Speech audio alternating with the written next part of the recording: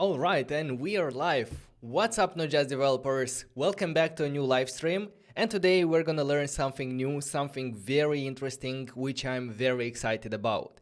So, today we're continuing our Pinterest clone that we had started previous week. And today the focus is gonna be on the backend. So we're gonna build the backend side using NHost. And this is going to be a quite beginner-friendly tutorial. I'm going to explain step-by-step everything that we are doing. But first of all, let's see what exactly we're going to build today and what we will learn by the end of this tutorial. We're going to start with authentication, and we're going to implement authentication in our Pinterest application to let only authenticated users be able to use the application. We're going to add some custom rules and manage our user account and do different stuff with authentication. After that, we're gonna get into our database, and it's gonna be a database with GraphQL on top of it, so that first of all, we're gonna define the data model that we need for our application. And after that, we will query this API, this GraphQL API in our application to receive, for example, all the pins that we need to display in the application. After that, we're gonna talk and implement file storage in order to upload the images that we use for the pins, and also to download them, manage their permissions, and see how to work with storage in the environment of NHost. This video is sponsored by NHost, which is a serverless backend for web and mobile applications, and it really makes a lot of things easy when it comes to building real-time databases, GraphQL APIs, authentication, file storage, emails, and more. NHost, they are trying to be versatile for backend development so that it's like one click away to create your backend, which I really love about NHost. The only thing that you have to do is connect it with your GitHub account. Every time you do a change on the GitHub, NHost will go ahead and update all the infrastructure behind the scenes to reflect your new changes, which for backend, like it's really nice and helpful for us developers. More about NHost you're gonna see throughout the video, and you're gonna learn how to use them. And yeah, let's get into the next steps. You can create an account for free using the URL that you can find in the description below. And to sign up for an NHost account is free of charge, and also you don't need to provide a credit card, which I know for a lot of people is quite important. Alright, so in order to follow along this tutorial, you're gonna need a couple of things. First of all is the asset bundle that includes the dummy data, PDF presentation, and other important files that you will need to follow along. There is one big chapter about authentication that we will need to use some dummy data that I provided here to save you some time. So go ahead and download it now. I also included the source code from the first episode there. Another thing that you need is an NHost account that you can get for free by following this URL. After that is done, we can go ahead and start building our application. As I said, this is the second episode of our Pinterest clone. The first part, you can find it on the channel or by following this URL. I highly encourage you to start from the first part because it's only 2 hours 40 minutes, but there we build the whole Pinterest application UI that we're gonna use in today's video. However, if you're interested only in the backend side, in the NHost, or you had some issues in the previous video, I also provide you with a source code that you can get in the asset bundle here. And the source code, we can start everyone from the same page to build our backend with NHost. All right, so that's everything that we're gonna do today, and yeah, let's get started.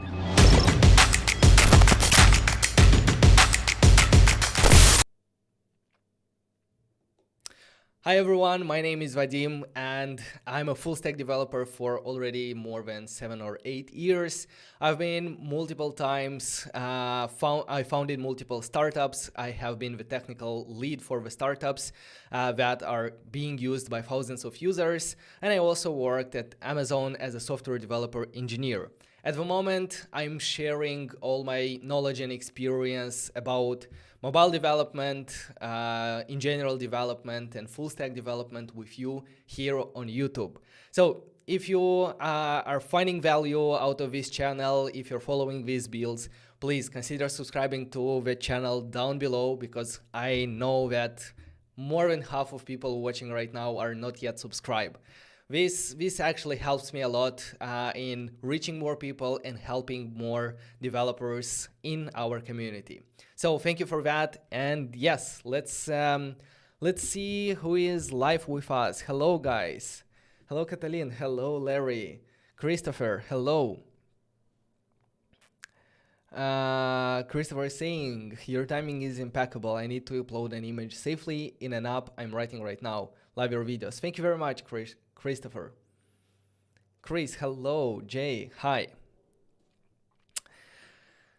So, yes, let's jump into our application. And the first thing that we will have to do is to create our first application on NHost. For that, we need an account, and then we will get into the application. So let me open a browser. And let's go to nhost.io. nhost.io.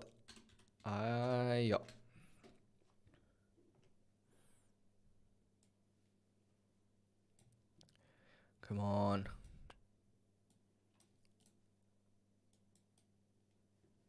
Why? I cannot resize it properly. Okay, now it's better. So let's open nhost.io.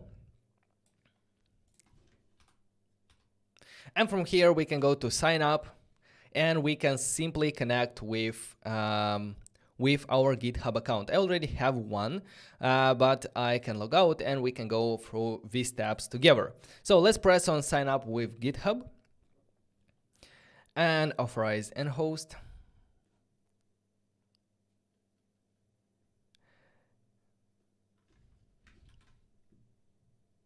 And here we are. I already have one application, but for you, you should see like this new application button in the middle. So let's press on the new application after creating our application, our account. The application name is going to be Pinterest, default workspace, and for the region, find the region that is closest to you. I'm going to leave Frankfurt for now. For the plan, we're going to go with a starter plan, which is for free and includes 1 GB of database, 5 gigabytes of file storage, and 10 gigabytes of network traffic. I think that's a lot for a development application and for like testing and playing around and seeing what NHost can provide us. So let's press create an account, and this after that, like NHost sets up our project, which can take around 25 seconds. It's really fast. Programmer Suhan, hello. Biron, hi, how are you doing today?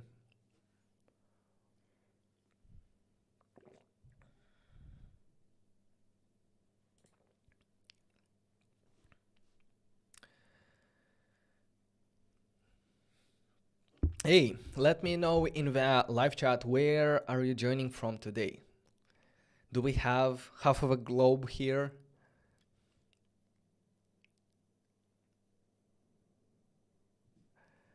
Yes, I see you, knowledge, wall attack. I see you.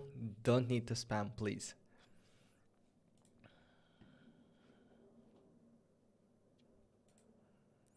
All right, I see that it's doing the final cleanup.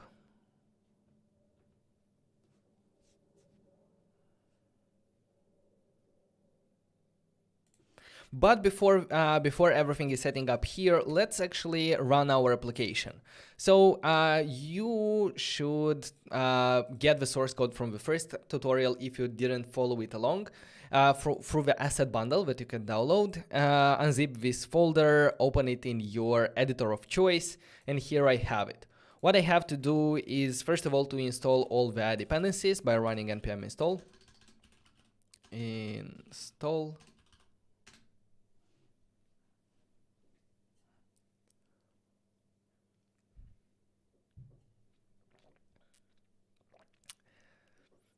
Nigeria, United Kingdom is here, Brazil, yay.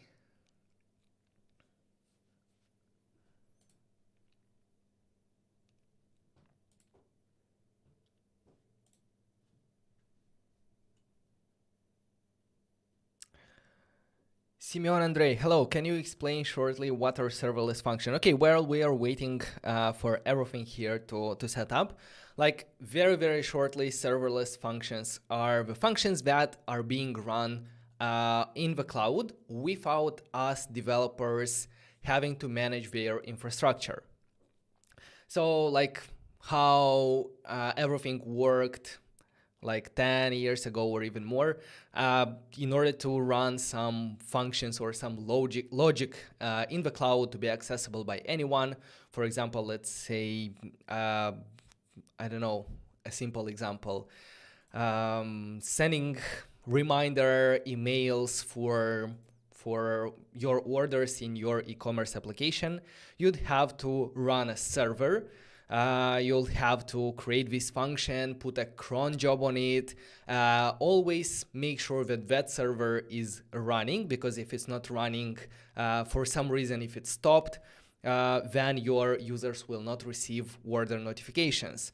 And yeah, like you'd have to always update the operating system of that server, that most probably was Linux.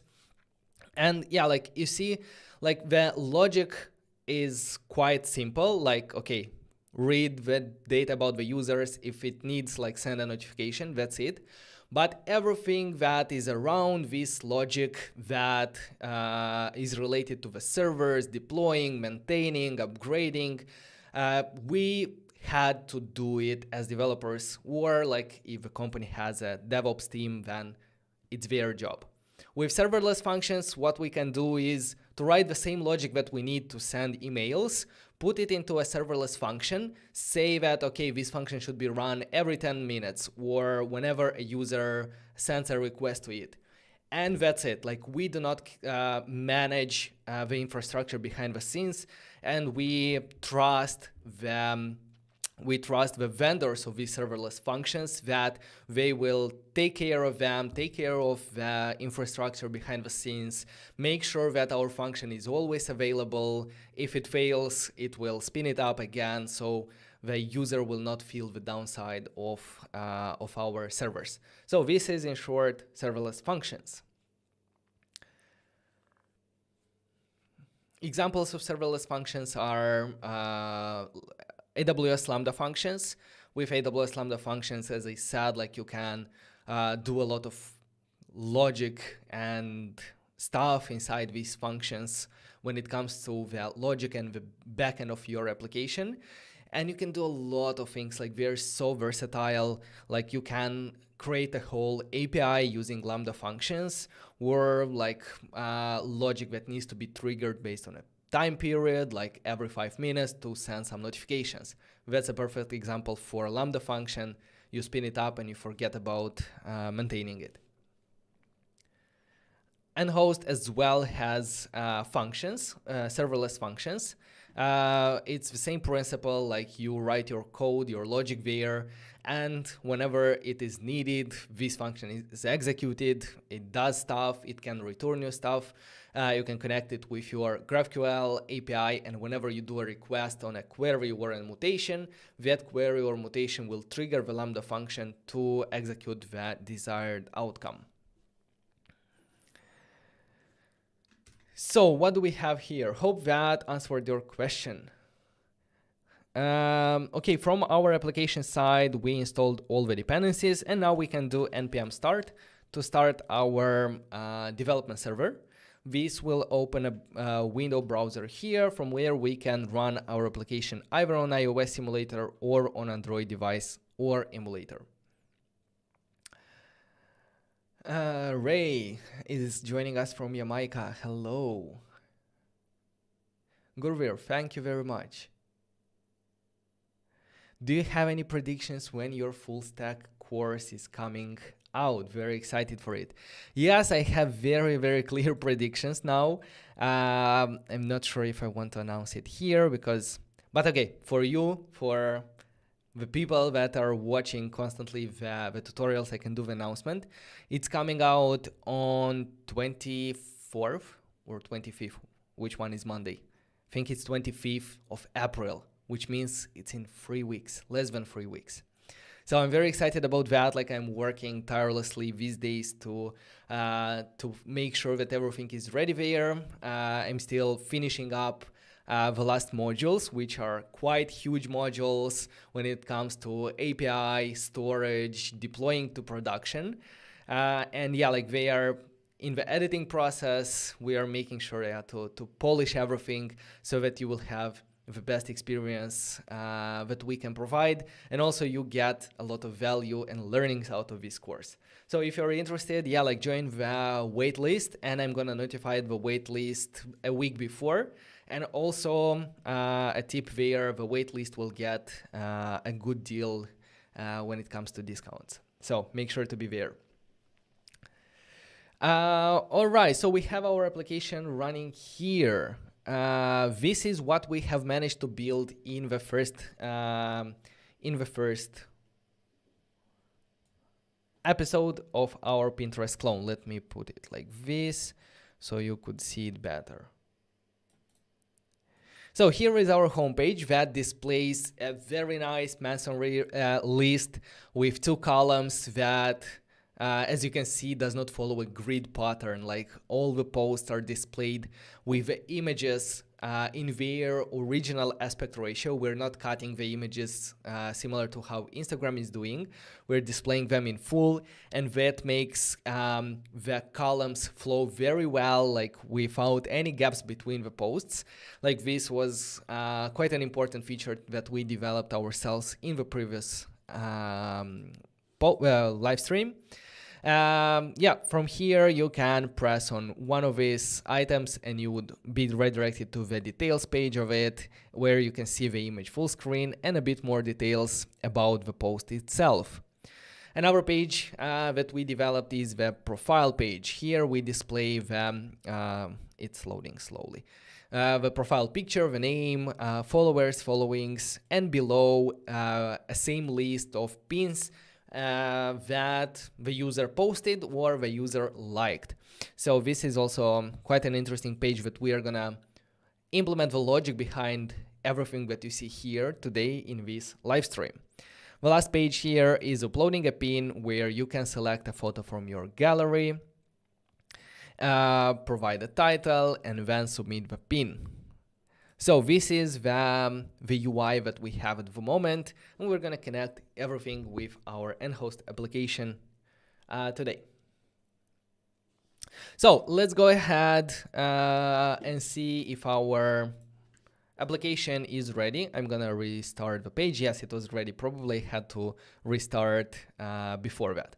So what do we see here? All right, this is the default page of our application, and it as well shows us how to get started in our application. But before that, like, I want to move around a bit and show you a couple of things. The first tab that I want to show you is the data tab, and here in the data tab we can press open in Hasura, and with Hasura we will manage everything when it comes to our database. Here we need to paste the admin secret that we can go back and get it from here by copy and pasting it here. By doing that, we are signed in our application on Hasura. So as I said, with this Hasura service, which is an open source service that is helping us create GraphQL APIs, we will manage the data structure, the tables that we will need to create, the API, we will create the queries, run them, test them, see how everything works. And yeah, super excited about that. Okay, what are our next steps? We created the application. Let's create our first user.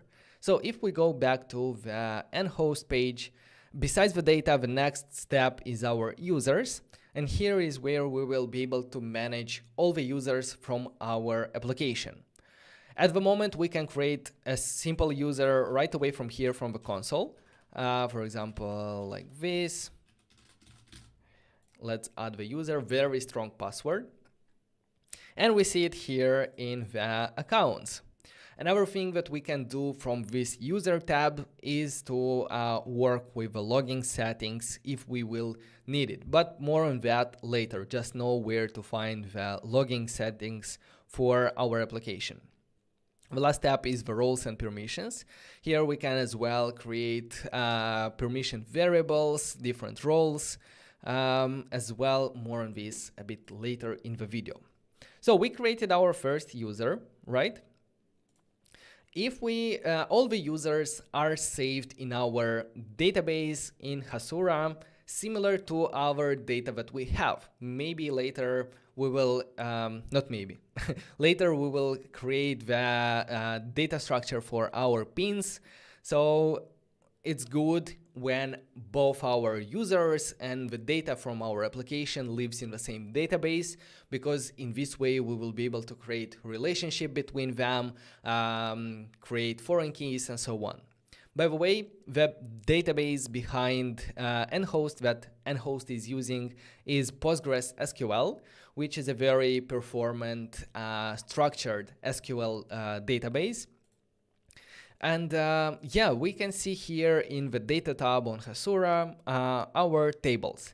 There are 3 folders: public, that doesn't have any tables yet, authentication, and here, as we can see, this folder has all the tables related to the authentication service. So if we check in the users part, I already see one user, the one that we just created in the dashboard. So this is another place where we will be able to look at our users.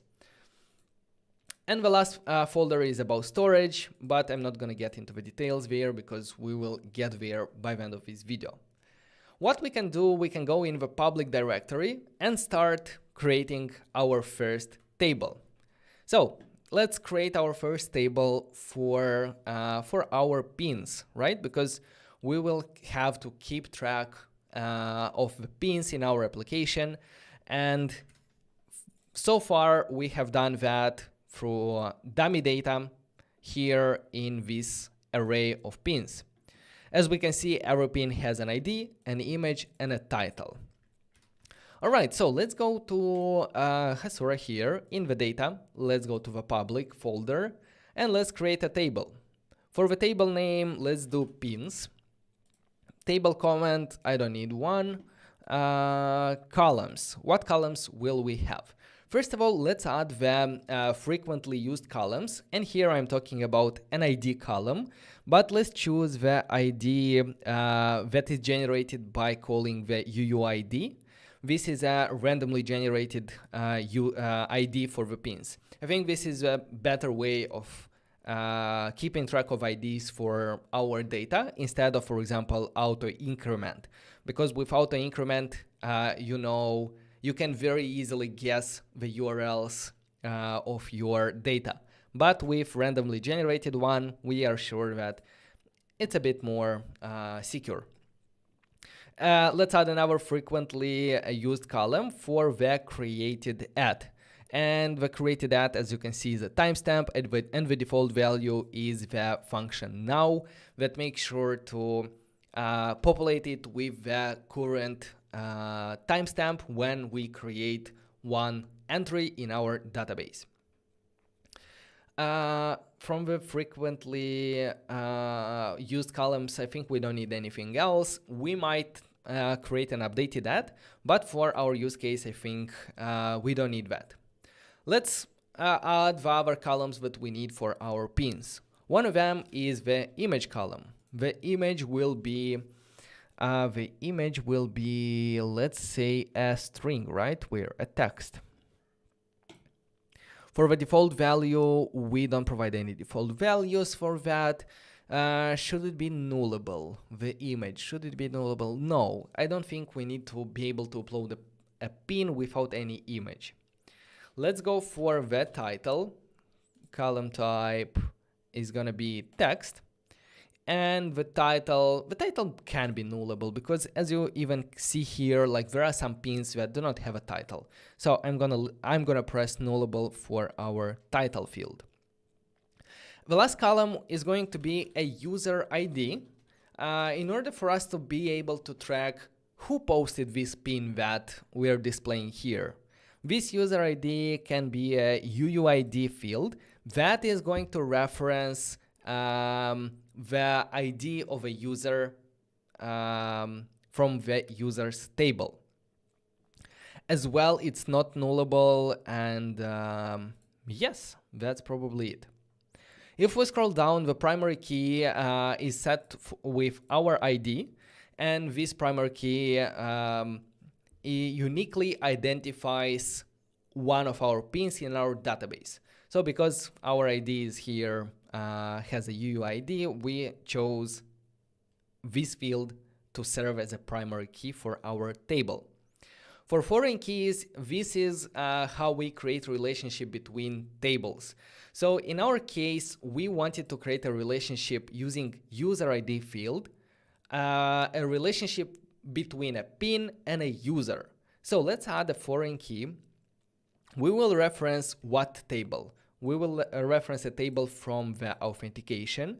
The table name is called users, and from here we need to specify the column from our table here. So I'm gonna choose user ID, and reference column is the column from the reference table that we will have to match the values. So user ID here, and here simply ID, the ID of a user itself. So let's press save. Unique keys, we don't have any unique keys here. Check constraints later. Yes, let's create add table. So our pins are added here. What we can do next is go to the insert row, and here add a new entry here. I'm gonna copy some URLs from our dummy data for images. For example, this one, and the title is gonna be, I think the first one is not just hoodie. And for the user ID, let's get the user ID of our user that we have created here. Here you can see user ID. Another way would be to check the authentication table there and get the user ID. But I think it's easier to just go into the NHost users, press on the user, and copy the user ID here. And let's press save. I'm gonna add one more. I'm just gonna change the title here, and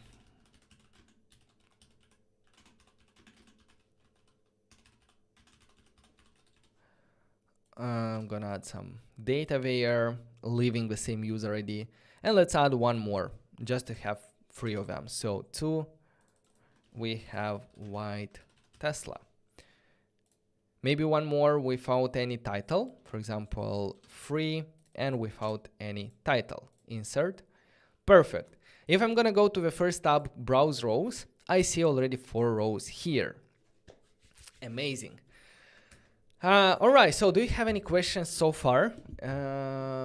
Let me check the chat, because I see that you guys are quite active today. Okay.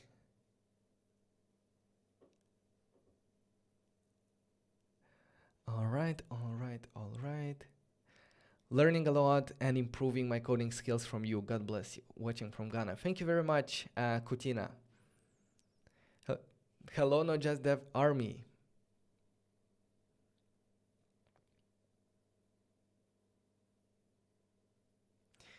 Programmer Suhan is saying, it is a matter of sorrow that you are underrated. Your content is awesome. Your content deserves millions of support. Thank you very much. We are getting there slowly. Yes, this is my goal with this channel, like to try to help as many developers as possible. Love your explanation, always very clear to understand. You always make complex logic seem so simple. Much love from Ghana. Thank you very much. I really appreciate that.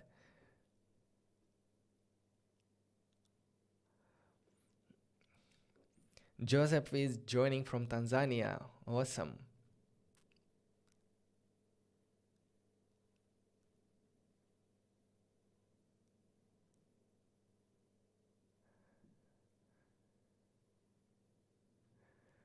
All right. Quick question. 1 second. Regarding push notifications for React Native, this is something that we are going to cover in the course, and maybe later in the year we're going to do some tutorials on the channel as well. It's a bit more advanced, so that's why I'm teaching first in the course everything when it comes to push notifications. All right, so let's go back. What do we have here? So from our plan, we have created a new table, we have added the fields that we need, we have added the foreign key and added some data. Awesome. So our next step is going to be to query our GraphQL API. So if we go from the data tab in Hasura to the first tab API here, we have a graphical interface that lets us query and play around with our API. So I hope you can see it. I'm not sure if I'm going to be able to zoom in too much because it takes a lot of space this once, but this is good enough. So I'm going to delete everything from this panel.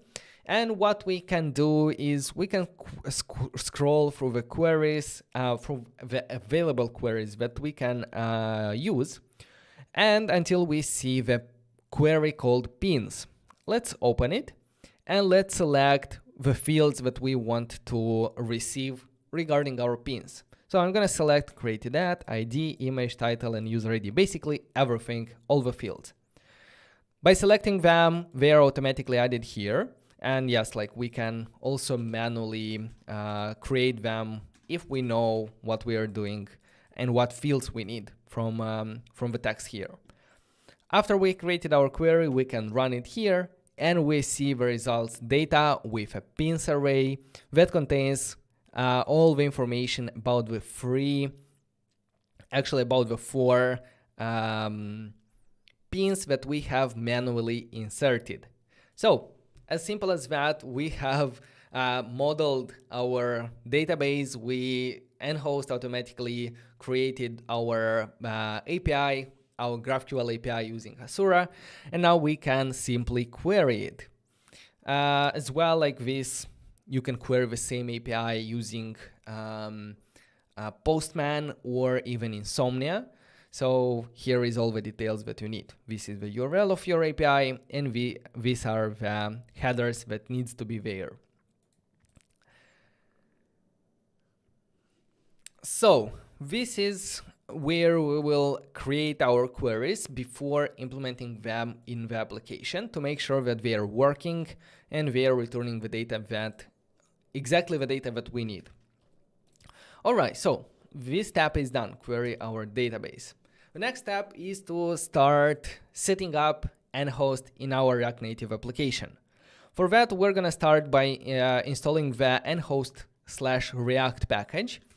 Let's go ahead in our project. Let's open a new terminal by pressing on the plus sign. And let's install NHost React package. Besides the NHost React package, we will need another library that we will use to store data on the device itself. This library needs to be there in order for NHost to be able to write tokens and different data to cache it on your device. And the way NHost does it, it gives us the flexibility to choose what library to use. They do not enforce any library. So that's why I chose Expo Secure Store. You could also use the React Native async storage, but with Secure Store, we know that the data is encrypted. So that's why we're going to install Expo Secure Store in our project as well.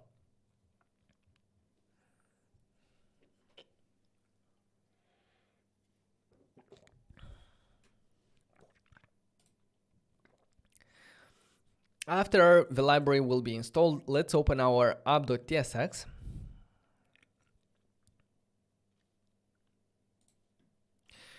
And we go back to our presentation. And the next step is going to be to initialize Nhost client in our application. Here is the code that you can refer back to see if everything is correct in your application. But we're going to do it step by step. So the first thing that we need is the Nhost client that we can import from the nhost/React library that we just created. After that, we can create an instance of Nhost by doing new Nhost client and here providing some parameters. One of these important parameters is the backend URL. The backend URL we can get from our Nhost dashboard. If we go to the overview, here on the right, we see our backend URL. So let's copy it. As well, like in the source code, they already populated with your backend URL. So let's copy this backend URL and paste it here.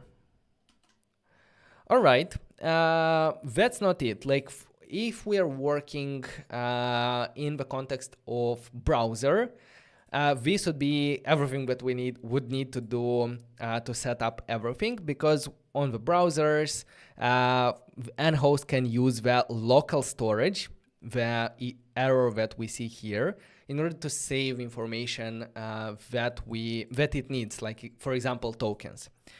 We are working in the context of Expo and mobile application and React Native. For that, we need to specify a couple of more parameters here to specify what type of storage we should use and Nhost should use for our application. So the type of storage is going to be client storage type, and here we can choose one of these values: custom, Expo Secure Storage, local storage, React Native. React Native stands for the async storage. I'm going to choose Expo Secure Storage because this is the storage that we're going to provide in the client storage parameter here. So client storage is going to be Expo Secure Storage. So let's import everything as secure storage from Expo Secure Store. Is it store? Yes. And then I can also name it store.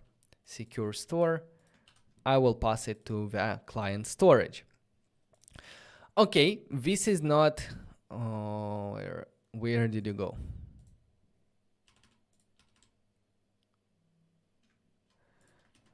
What's up with my server? Everything is okay, so reloading. I see the same error, no usable method found in native, IDB, and local storage. Basically, Nhost still thinks that it is in the context of a web application, and it does that because in Expo, in React Native, this is not the case, but in Expo, there is this window object which is set with an object, but Windows objects are only for web application. So I can reset it to null and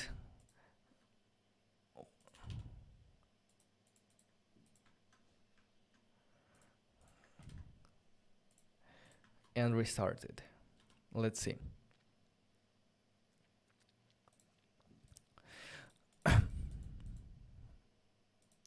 Okay, I think with Windows null, this one is not working, but what we can do is we can open the debug tools and click debug remote.js. Now, if I reload the application from here,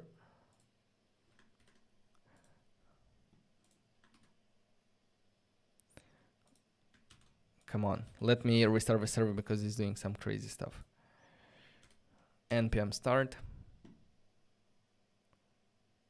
reload.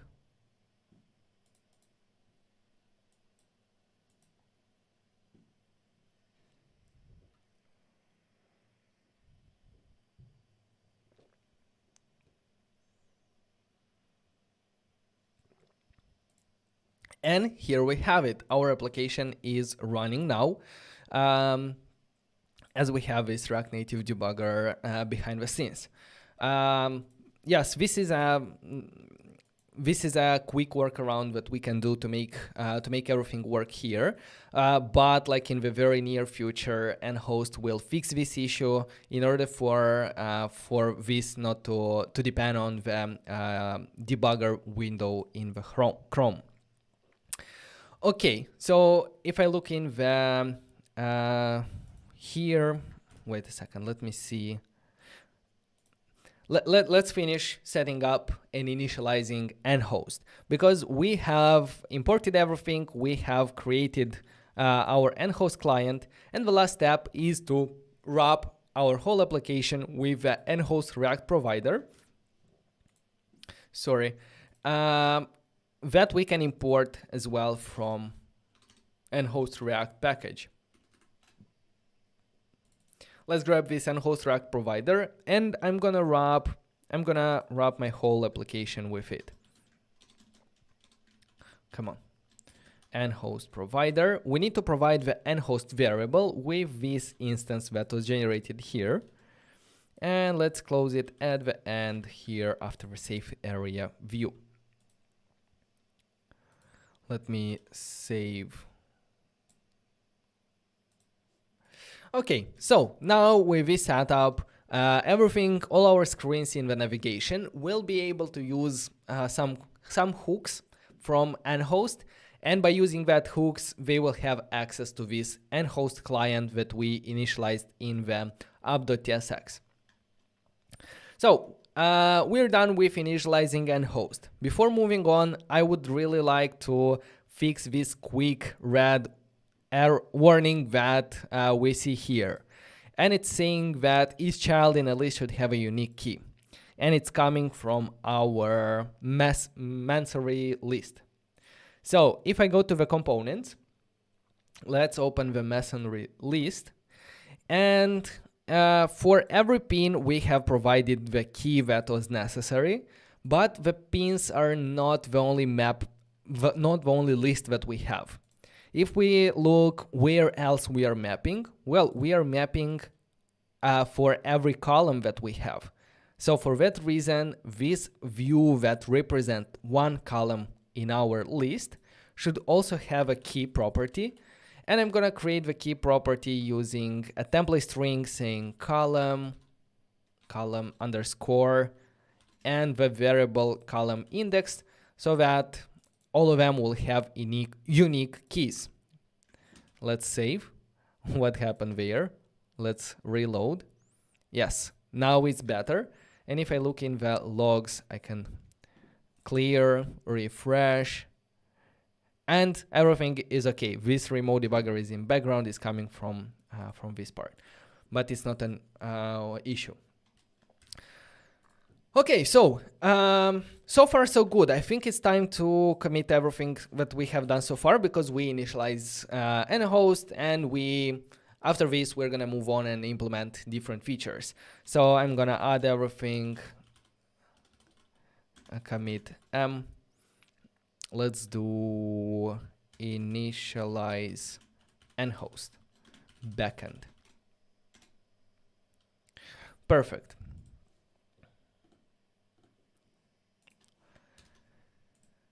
Okay, let's have a look at the chat for a moment. What's going on there?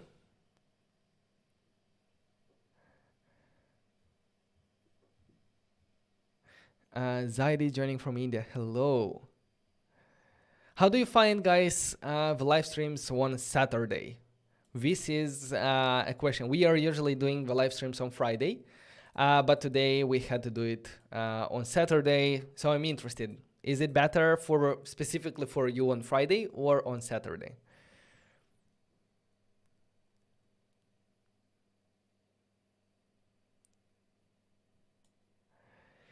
Sami, can you please ask the questions about Spring Boot and React Native on Discord, and I'm going to try to help you because it's not very related to today's build, but it's possible to build with that stack.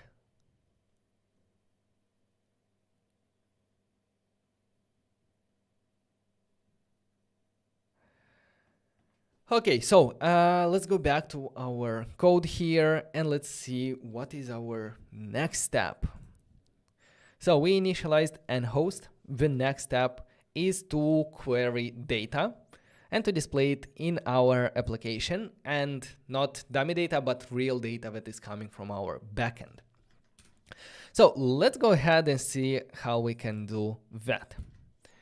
Where do we need to query the data?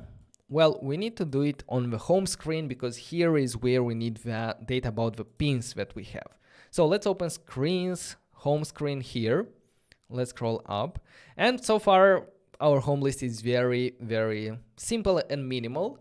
But today we're going to put more logic and to query and fetch the pins.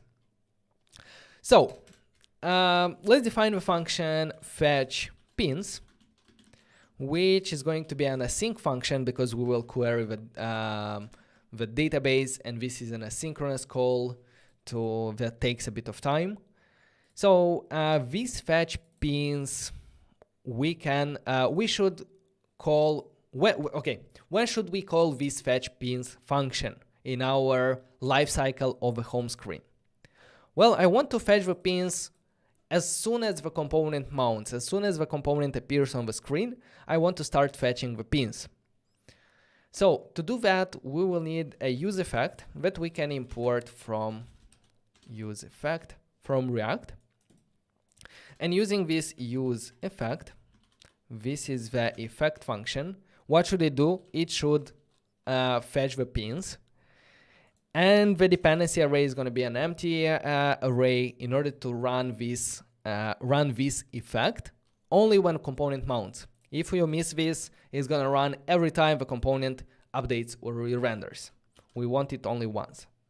Okay, now inside this fetch pins, let's get the data from our NHost backend.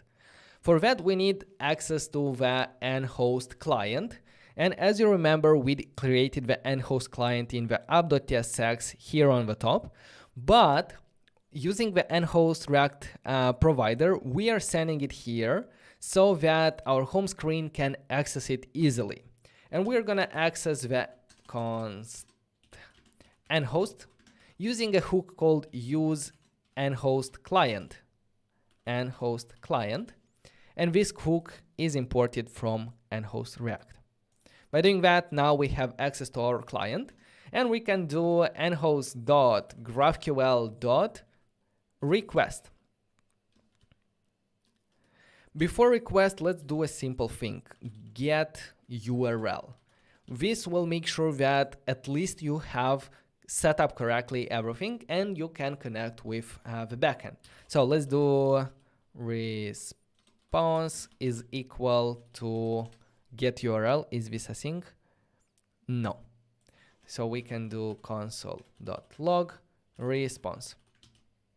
Now, if I'm gonna open the debug tools, I see here the URL printed out with GraphQL Advanced, which means that NHost knows where is the GraphQL endpoint. But we're not interested in getting the URL, we're interested to make requests. Okay, for the request, here we need to provide a query in the template string. Where do we get the query? Well, we already created it, if you remember, in the Hasura. So here is the query that we will need to run Let's copy it. Let's go back and let's paste it here. Let's save everything and let's look at the tools. It's a promise because I forgot to await. That's why I saw that. So await request. Validation fails, pins not found in type query root. Is it because it doesn't need a name? Let's see. Probably no. This is not because of this. It's actually because of a next issue. So as we can see, for some reason, our API says that pins are not found. Like this query that we are trying to run is not there.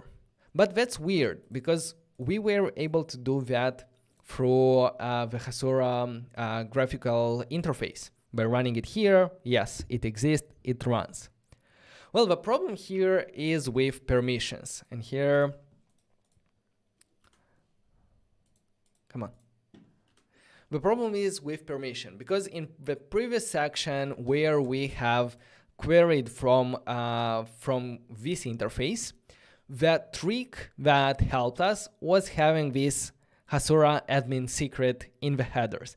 Without this admin secret, if I run it, I have the same error. And with the admin secret, it works because by default, all the tables that we have designed in our data here, for example, in the pins, they have a permission to allow admins to insert data, select data, update data, and delete data. The cool thing about NHost is that we can specify permissions directly on the tables, and they are very granular permissions that we can specify even on the level of a field that we want to allow someone to read, update, delete, or we don't want to allow it. Also, it works based on the roles that a user can assume. In our case, we have the admin role here whenever we are running the queries. Another role that we can set here is, for example, a public role. So yeah, let's start with a public because we don't have authentication yet. So with a public thing, I'm gonna say that I want to allow select operations. So let's choose select. Make sure to have public in the name. And I'm gonna allow the select operation without any checks. Basically, I'm gonna allow everyone to be able to query our pins. By the way, we are on the pins table. That's also important. Now, we can select specifically the columns that we want to allow the public to read. In my case, I'm gonna toggle all to give permissions to all the fields. Let's save the permissions. And as we can see, the public can read all our pins. Okay, if I go back to our application, clear the logs, and then refresh it, now it's a different story. We have the data because the user that is doing the query is not authenticated, and in case the user is not authenticated, the user assumes the public role, and we set the public role to be able to select this field here.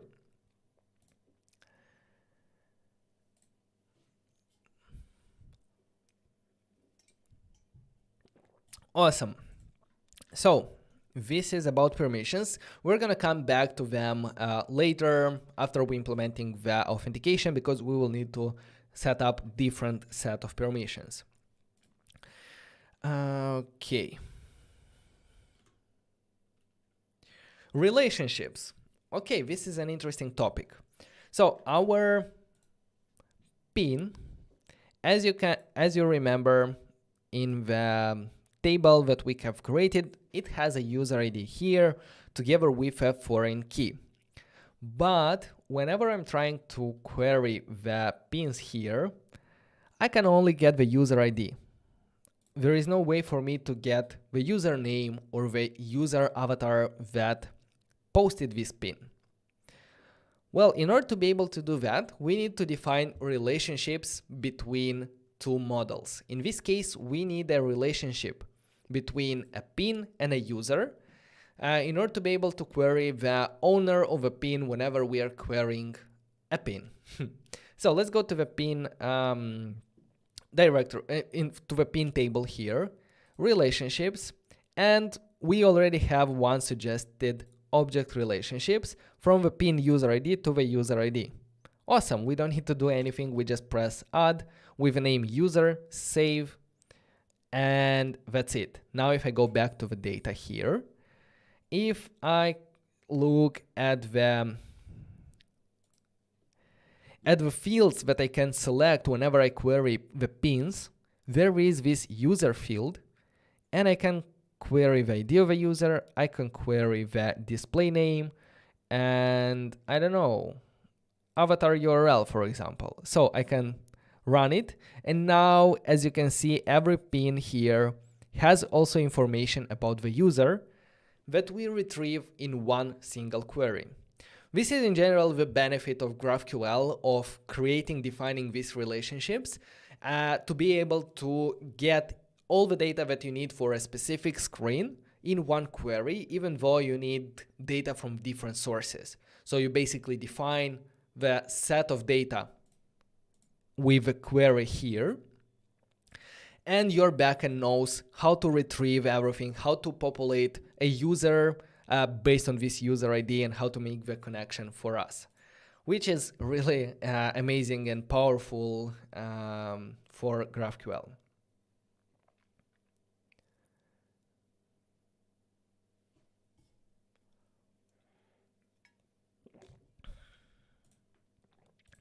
Awesome. So this is how we define the relationships. You know what? Yeah, let's spend some time and implement other queries in our application that we will need, right? So in our query, or should we get to the authentication and then...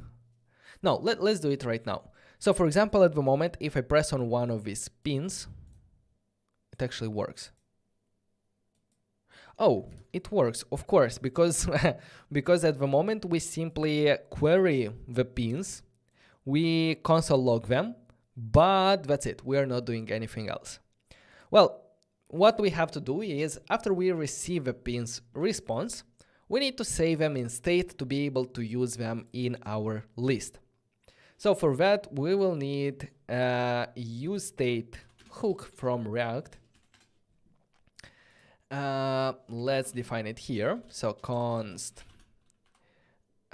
pins set pins equal to useState and empty array in the beginning. Now I can go ahead and remove the import for the pins from the SS data that we had there. At the beginning we don't see anything. That's good because we didn't set the pins in the state. But what we can do is here check if response.error, then we need to, I'm gonna use an alert imported from React Native to simply alert the error on the screen. Error fetching pins. But otherwise, if there is no error, I'm gonna set in our state the response.data.pins. This is the name of the array. And as you can see right away, we in the beginning there is nothing, and then we see the list of the pins that we have created there with their title, name, image, and so on.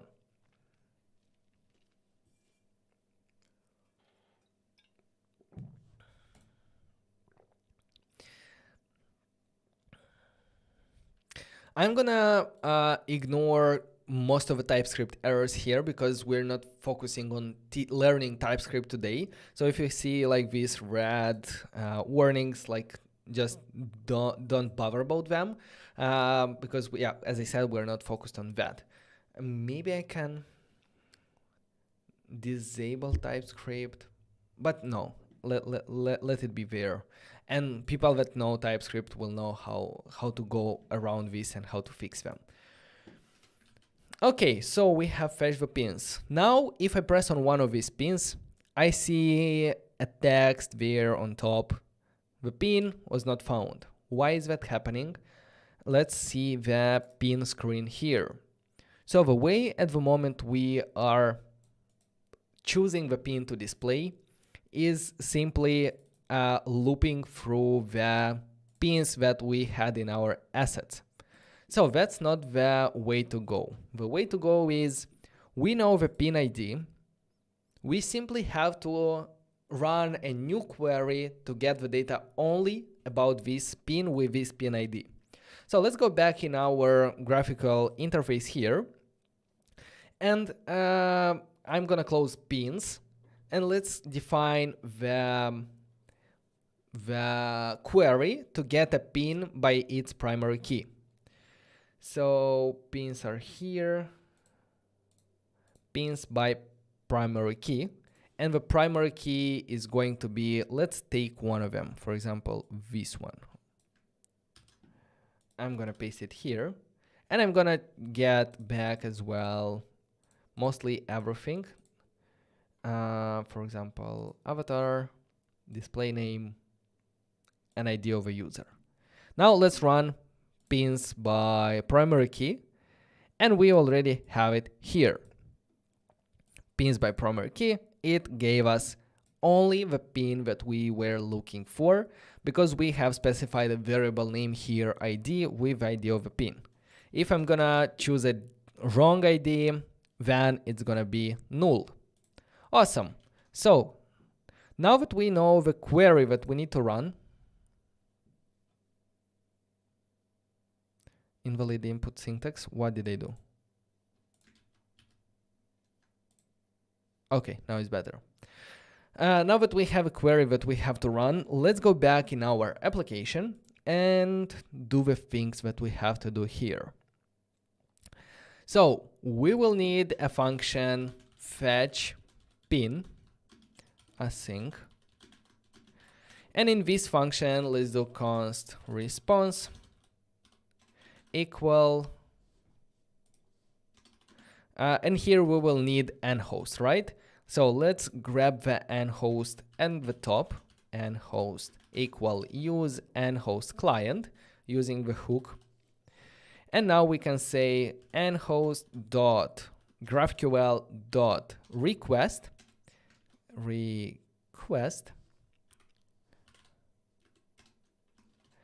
and let's paste here the query that we have defined right here.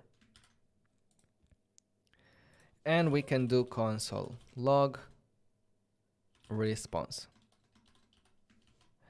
Now we need to call this fetch function when we need to call it when the component mounts.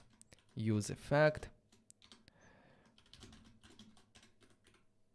When the component mounts, we will call fetch pin. Awesome, let's go here and let's look at the logs. In the logs, I see data null, array, validation failed, pins by primary key, user not found in type pins. Oh, you know why user is not found in type pins? Because our user table does not have permission to be queried by anyone. So in our case, there it was working, but in our application it was not working because we are not the admin here. So let's go in the authentication, in the users, permissions. And as well, as you can see, the admin can do everything, but the public can do nothing at the moment. So let's define the select permissions. I'm gonna allow the public without any checks, but I'm gonna allow only two very specific fields. For example, ID. I want display name. You know what? I'm not gonna enable email because in that way anyone can query all the user emails for our database. So that's not good.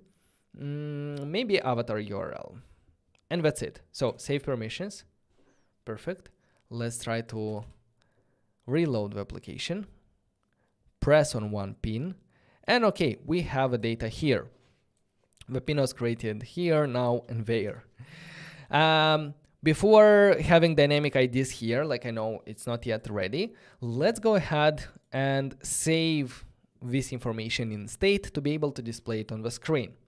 For that, we need the use state we already have. So let's define a new state variable, const pin set pin equal use state, and initially it's going to be null, but I can define the types here. It can be, let's go with any. I know it's not good to write any here, but for the sake of this tutorial, we're good. We're not focused on TypeScript. When we get the response, let's check if the response has any errors. So if response error, I'm gonna alert error fetching the pin. Otherwise, let's set pin with the response.data.pins by primary key. And I don't need the console log. Another thing that we will not need is the pin here that we simply got from the dummy data. So let's delete the pin from dummy data and also the import of the dummy data. The pin ID here, yeah, we will need it in a moment. So as you can see, the data is already fetched, displayed correctly here, but it always displays information about the first, this one, post.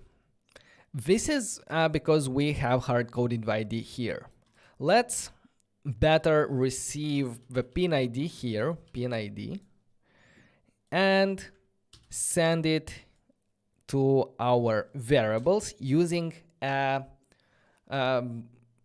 yes, because this query is inside the template string, we can add the $ and curly brackets to add a variable here inside this string. So we can add the pin ID here, where we call the fetch pins. Let's send the pin ID, and I'm gonna add the pin ID in the dependencies, because every time our route receives a new pin ID, that means that we are on a new page and we need to fetch the pins again. So if I'm gonna go here, it's this one. If I'm gonna go here, it's this one. If I'm gonna go here, it's this one. Awesome. I'm not sure if we need this, yes, we actually need them.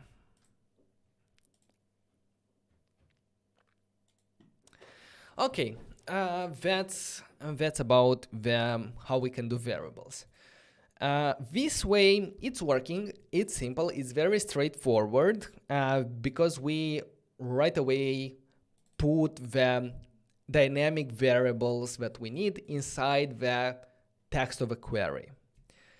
That's okay, but it's not perfect. Another approach would be to use GraphQL variables and to send, besides the query, to send some variables to the NHost. To do that, let's define the variables for the my query here, and the variables is going to be ID of type string, and here I'm going to say that the ID is going to come from the variable ID here. Okay, now after we defined the query that we want to run, the second parameter in the request can be the variables. So we need the ID with pin ID. In this case, will it work? Maybe I messed up the... No, it didn't. Let me double check the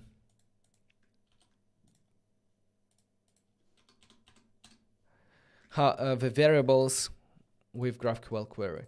For example, here in this one, I can add the variable here, right? ID. I need to specify the type of it. Here I'm providing ID. And in the query variables, I have ID equal to this one.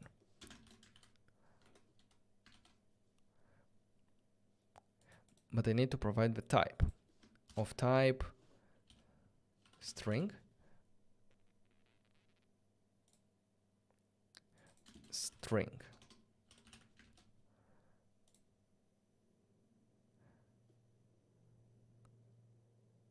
Oh, the type is expected UUID and required. That's why.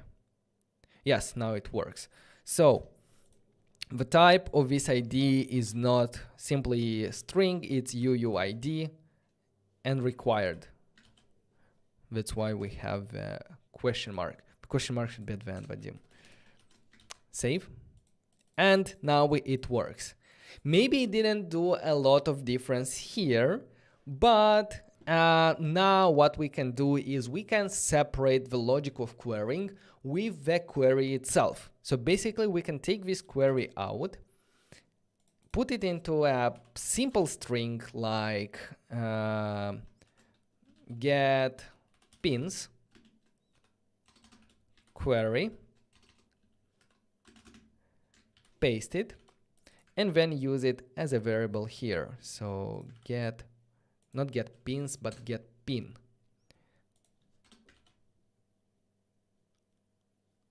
Now, as you can see, the query itself where we are using it is much easier, simple. We separate the concerns of actually querying and defining the fields that we want to query.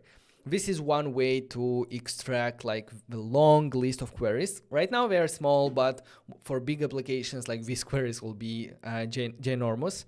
So that's why it's very good to separate them from your code. And an even better way would be to create another file where you will store all the queries for a specific screen or even for the whole application, depending on your structure.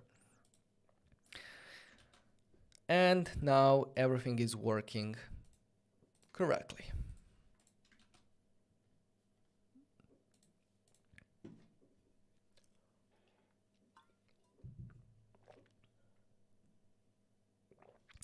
Okay, so we are querying here the pin.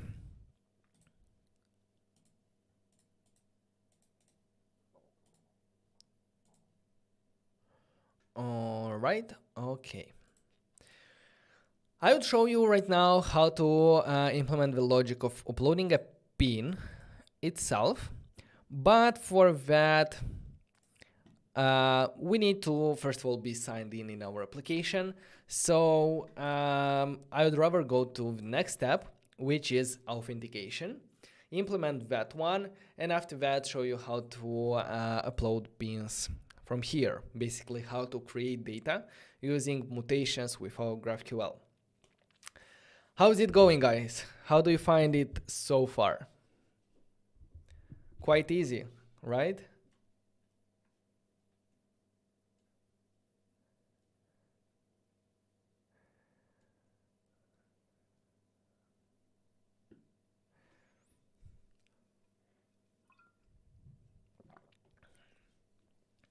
All right, so for the authentication, the first step that we will have to do, let me actually commit everything, git add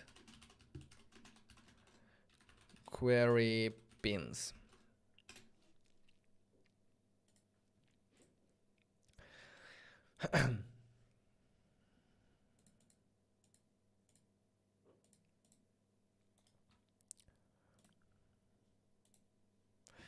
The next step is going to be authentication. For that, I already prepared you some code for the UI of the authentication screen, so you don't have to spend time building them. So also in the asset bundle, there is a folder called code. So let's take the auth folder and bring them in the screens. It's important, authentication folder in the screens. Here in the authentication, we have a sign-in screen and sign-up screen. To be able to see them on the in our application, we need to hook them to our navigation. And for that, let's grab our auth stack navigator from the source code, from the asset bundle, and let's bring it in the navigation folder here. This auth stack navigator, as you can see, imports the sign-in screen. Make sure that the relative paths are correct. If you moved some directories here, double check this one. Sign up screens, and they are both simple stack screens. Now we need to hook this auth stack navigator with our main navigator that can be found in the index.tsx. Let's scroll down until we see root navigator. So let's copy the stack screen for the root. Let's duplicate it, and I'm gonna add, as the first stack screen, I'm gonna add the auth stack screen, and for the component, I'm going to use the auth stack navigator, that was automatically imported, as you can see here, from the same directory, basically this navigator. And right away, we see our navigation screens here on our device. We can move from sign up screen to the sign in screen. We have email, password, form, sign in button. Data is not defined yet. That's good because we have to still implement everything. So once that is done, amazing. I will probably commit.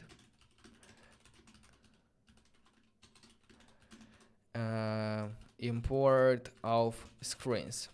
By the way, if you are interested in these authentication screens, these are the screens, I mean, these are only 2 screens out of the whole authentication system that we have developed from scratch on the YouTube channel.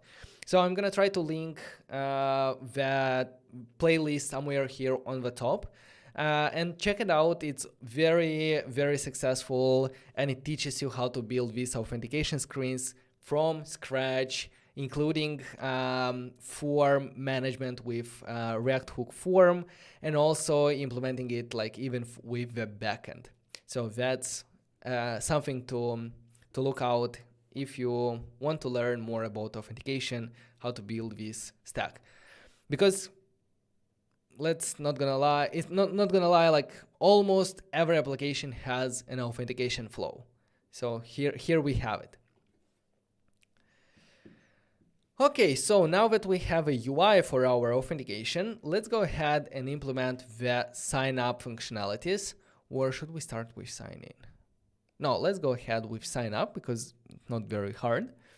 And whenever we fill in the name, email, password, and press register, I want to create an account on NHost.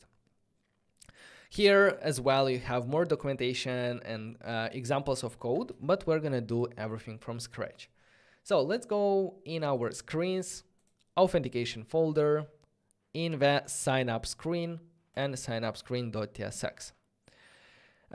Here, what is important is we have free state variable for our name, email, password that the user is typing here. This is where we save this information. We have this important function on register press that is triggered every time we press register, and here we see sign up. And here is where we will have to do all the logic for this screen. You can look below. It's simple, a couple of text inputs with some custom styles, custom buttons, and some other components that are not very important for today. All right, so on register press, what should we do? Well, first of all, we will need as well access to the NHost. So let's do use NHost client. And whenever we press register, let's do result equal await. For that, we need to make the function async. And let's call nhost dot. Instead of GraphQL, now we are interested in the authentication module. So nhost dot authentication dot sign up. This sign up method expects a couple of parameters, and these parameters are, first of all, email that we will get from email here.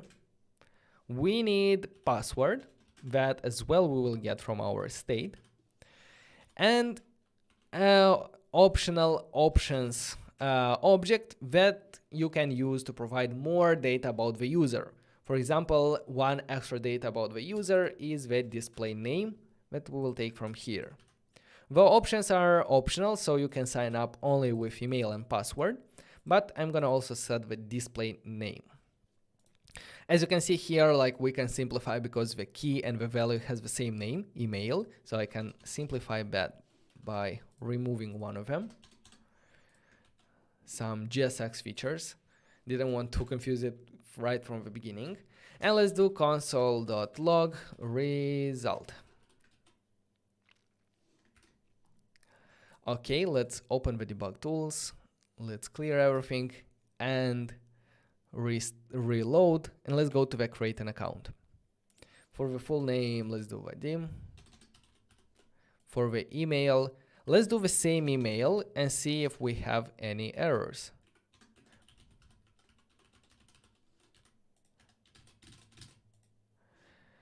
Error message email already in use. So that's a good message that we can display to the user. So when we get the result, let's check if result.error, then alert from React Native, error signing up, and for the message we can do result.error.message. And if I'm gonna try again, I'm gonna see error signing up, email already in use. Amazing.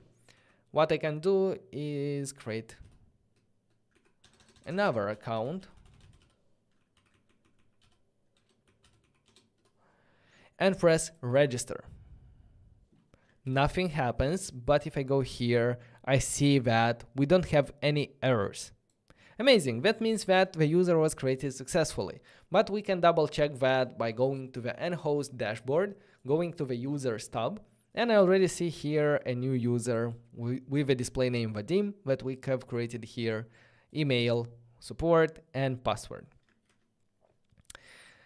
Okay, that's good. So if there is no error, what I want to do, I'm gonna use the navigation.navigate and go to the sign in page. So if I'm gonna try one more time with support 1, register, I'm redirected here. Amazing, that's everything that we need to do in order to sign up a user with NHost. Thank you very much, Gabo. This is great, Node.js development is great.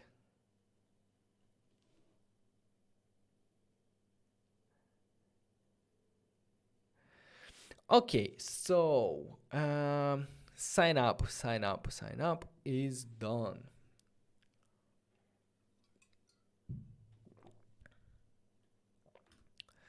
Let's implement the sign-in functionalities. So for the sign-in, let's go to the sign-in screen here, open sign-in screen.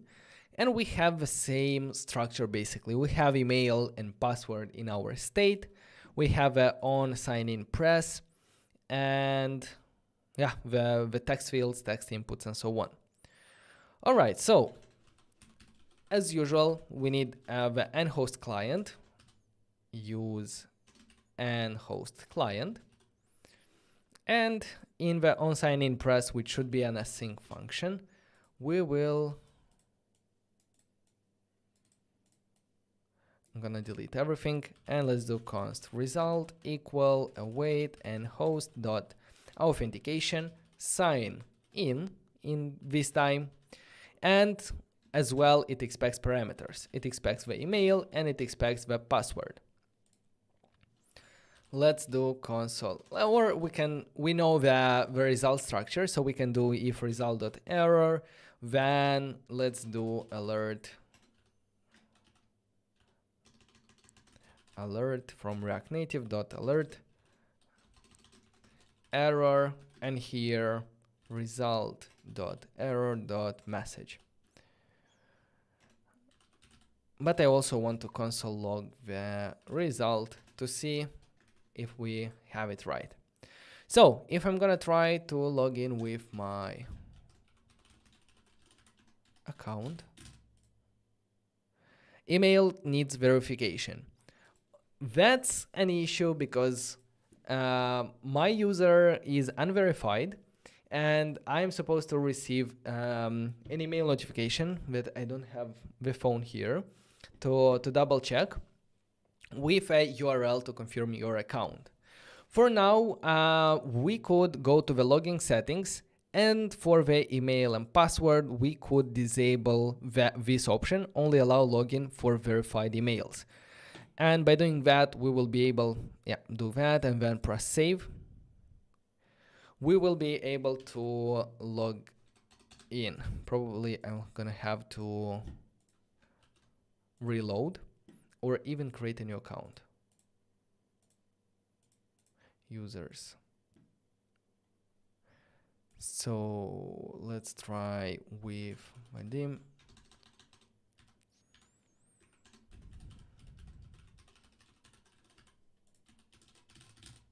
Sign in. And if I check here, I see that we don't have any errors because we disabled the email verification check. And the user has already a session with all the tokens that it needs, and also the user object itself. That means that we have successfully signed in the user with NHost. If I'm gonna try to do it one more time, I'll see user is already signed in.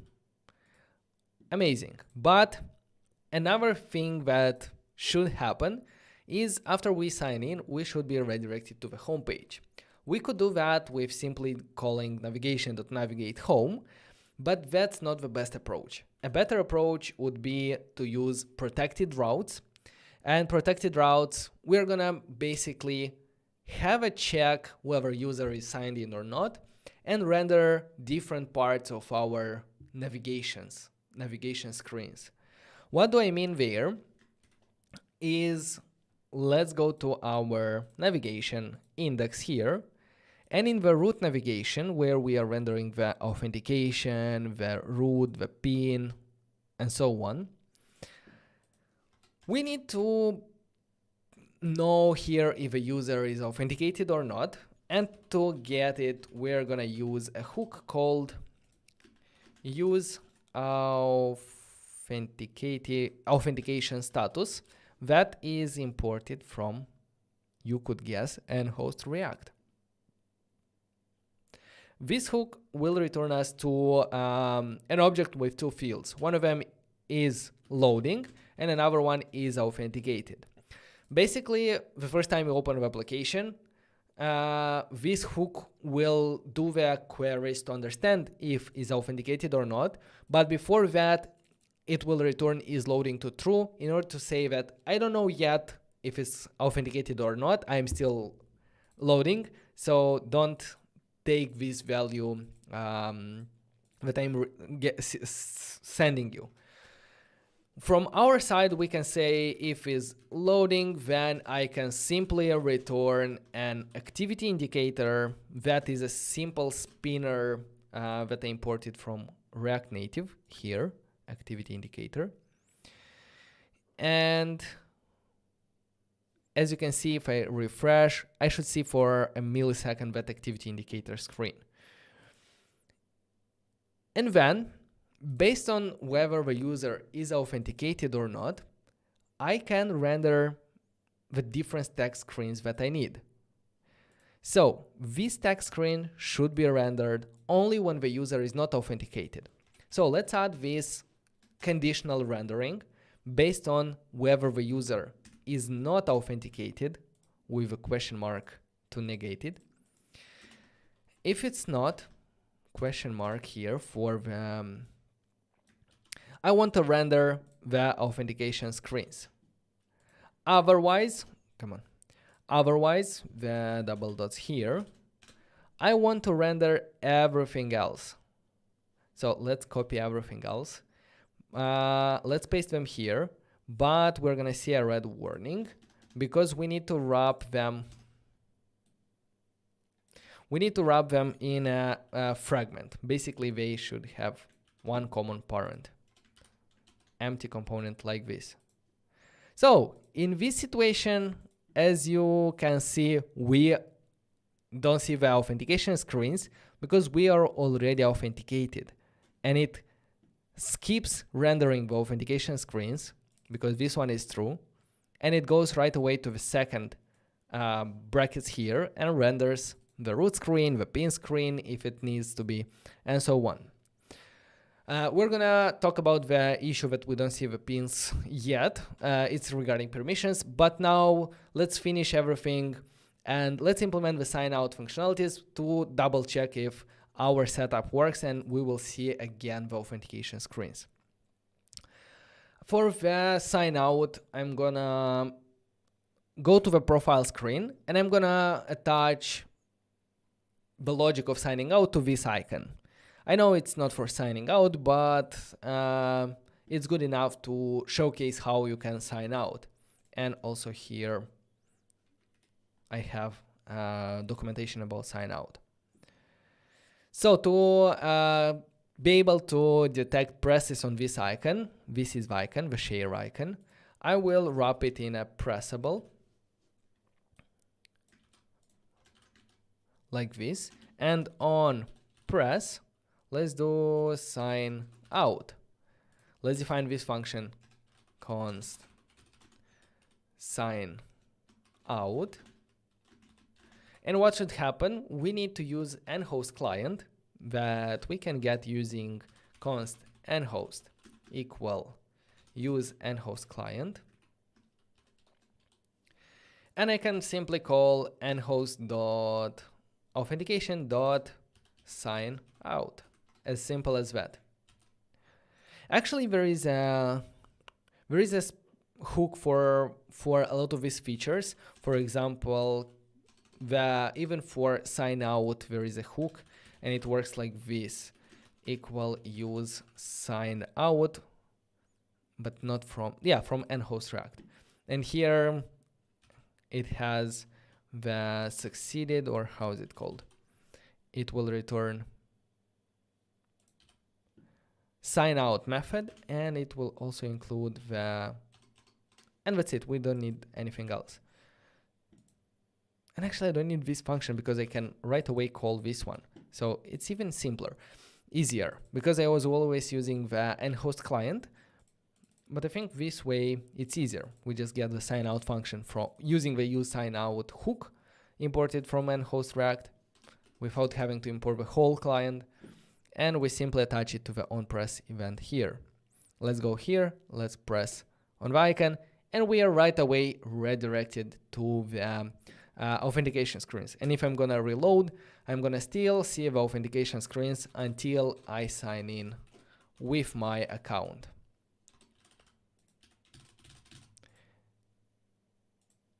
And I'm back in our application, but I see the error fetching the pins. Why is now fetching the pins not working? Well, it's not working because because now our user is authenticated. And if you remember, we have set in our Hasura dashboard, in the data schema, public pins permissions, we had set select permissions only for the public, basically anyone that is not yet authenticated. Everyone that is authenticated, they will assume a role called user. So let's add this user role here, and let's set the permission that it needs. It needs to be able to insert things. So I'm gonna add inserting permissions without any check to all the columns. Created that I don't need to allow the user to set because it's automatically generated. And probably the same for the ID. And also for the user ID, you know? Because the user ID, we can programmatically preset it in the column preset. And we can automatically add, for example, user ID.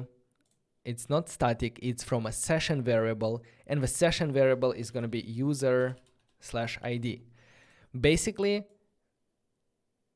instead of allowing users to set who is the owner, we will automatically set the owner without giving them a possibility, because that will mean that anyone would be able to say like, hey, this post was posted by the other guy. But it shouldn't be possible to do that, if you get what I mean, like security reasons. So we don't allow them to set the user ID, we automatically set it with the field, the header user ID, that is automatically added whenever you do queries using a signed in user. So basically we say that the user can only set the image and the title. Let's save these permissions and also add the select permissions for the users. The users will be able to select based off without any checks, and they would be able to get all the fields, because yeah, we need ID, we need created at, image, and so on. So let's save permissions here. For the update here, instead of without any checks, we need to allow only the owner of a pin to update it. Not anyone, but only the owner. So for that reason, I'm gonna add a custom check. And here, it's as simple as selecting something from here. Come on. Let's scroll down for the columns. I want to say that the user ID of a pin, should equal to the Hasura user. It's automatically added here. By doing this, again, Hasura will check this user ID header. It will check if it's equal to the user ID of a pin, and only in that case it will allow the user to update, so that he can only update his own data. Post update checks, probably without any checks.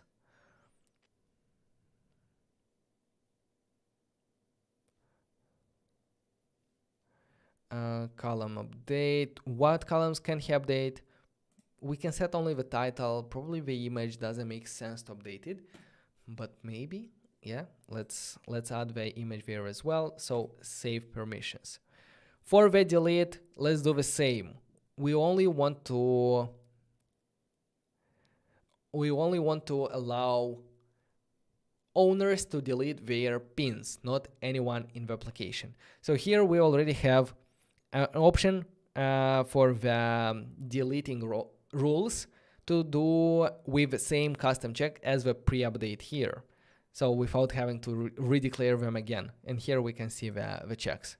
User ID is equal to the user ID field from the headers.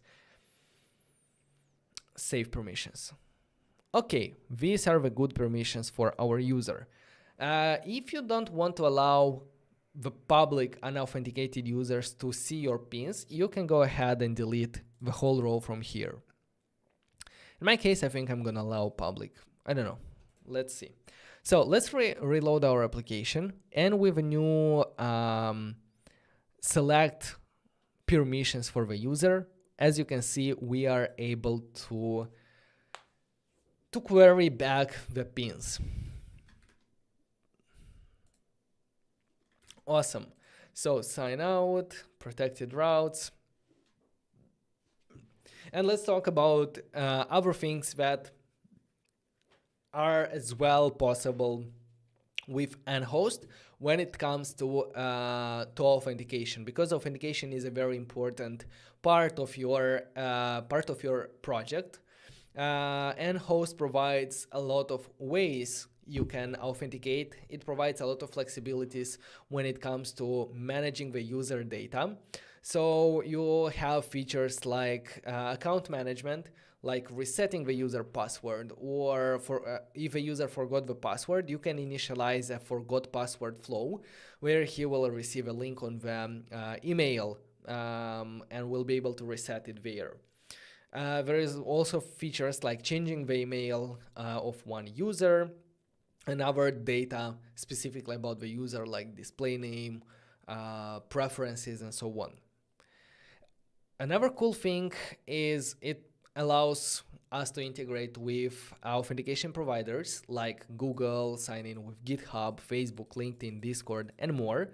And as you can see here, if you go to the NHost dashboard, users, login settings, you can turn on, and here is the list of supported authentication providers at the moment.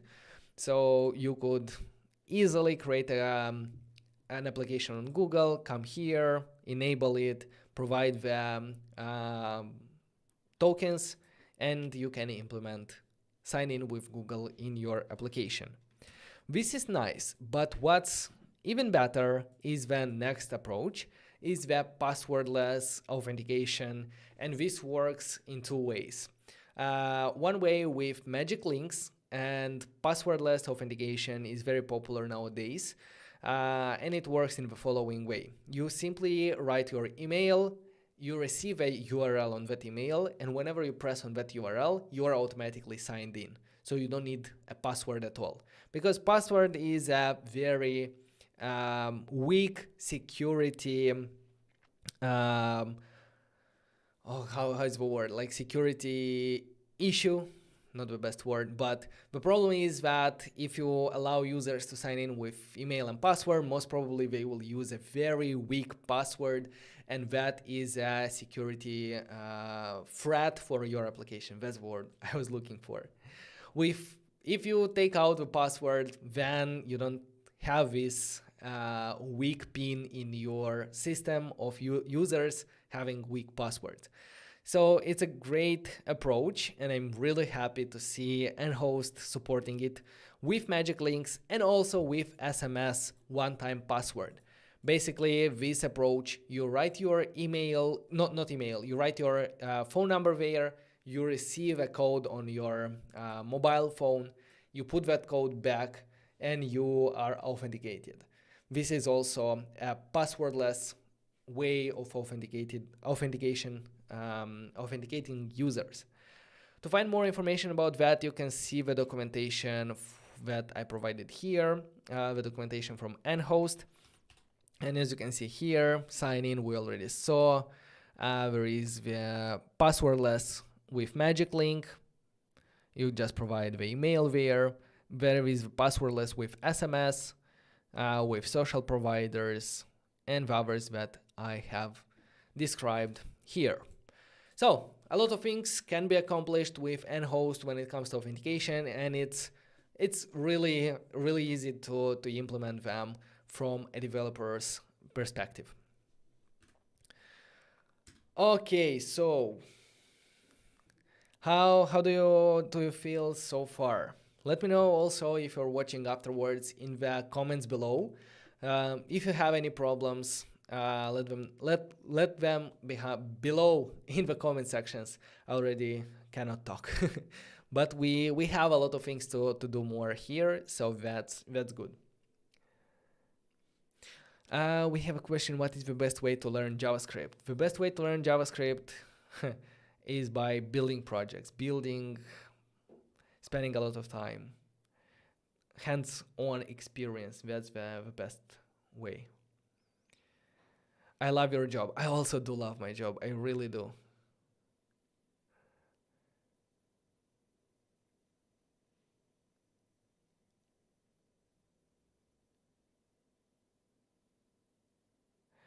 Wouldn't it be better to use an API directory with the NHost functions and inside the application call the API in case we need to change the API? Sorry, I'm considering using NHost in my next project. Yay, that's nice. That's really great.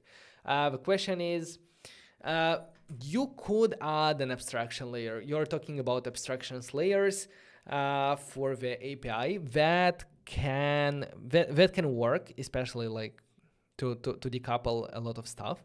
But I think it will include a lot of, at this moment, it will include a lot of unnecessary complexity, because when it comes to NHost, everything is so easy. Like you get access to these functions through hooks, through very easy to use hooks. For example, like in the profile screen, to sign out, we simply use this function. How else can you improve this? Like in your custom API thing. Basically, you'll have a function that is doing the same thing, basically middleman. But maybe I see the value like to be able, like to separate and make it abstract, the API layer.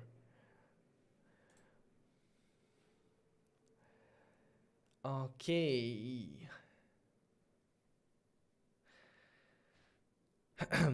So now that we have our user authenticated, we can go ahead and see how we can upload a pin, right?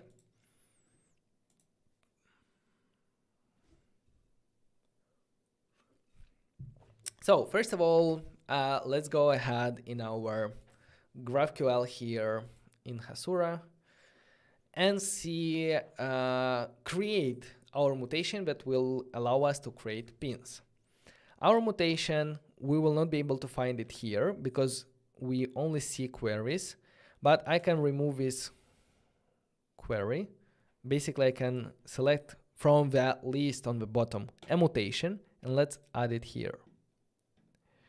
For the mutation, I already see a lot of names here, a lot of mutations, but I'm interested in the insert pin.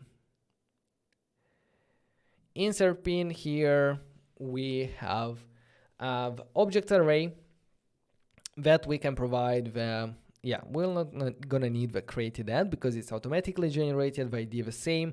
We need only the image and the title to provide. Image and title. And that's it. Then in the returning, as you can see here, let's open it up. And in the returning, let's grab everything that we need about the pin that was created after this mutation. Okay, so for the variables, let's also use variables right away here because it's going to be easier to implement it in our application. So for the image, it's going to be a variable image, and for the title, it's going to be a variable title. Then let's define these variable types in the mutation. So image should be a string with capital S, string, and title as well should be a string. Title should be a string. The thing is that image should be required, but title not. So that's why here I have a question mark. Now we can provide here the variable title, new post, new pin, and the image. The image, I'm going to take it from our dummy data, one image, and put it here. Come on.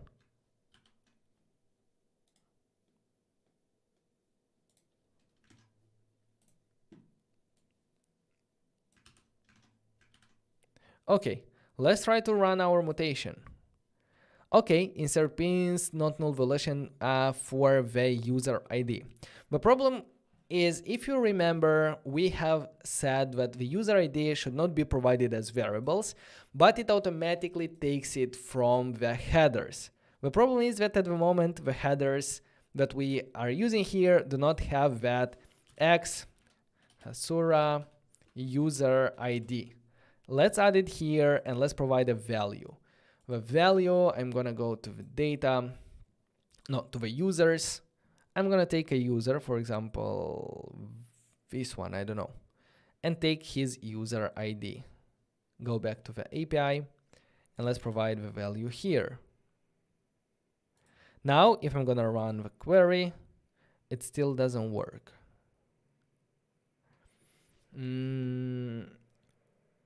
User, oh, I made a mistake, Hasura. Now, null value. Hey, Universe Code, hello, how are you doing?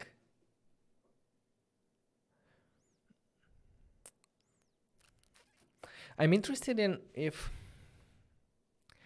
from this environment it's not gonna work, but it should. X Hasura user ID. And this is the user ID.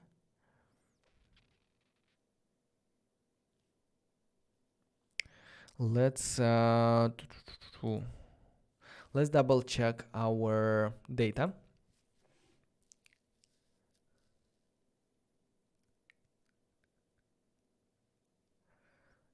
Pins, permissions, user, insert, and here column presets.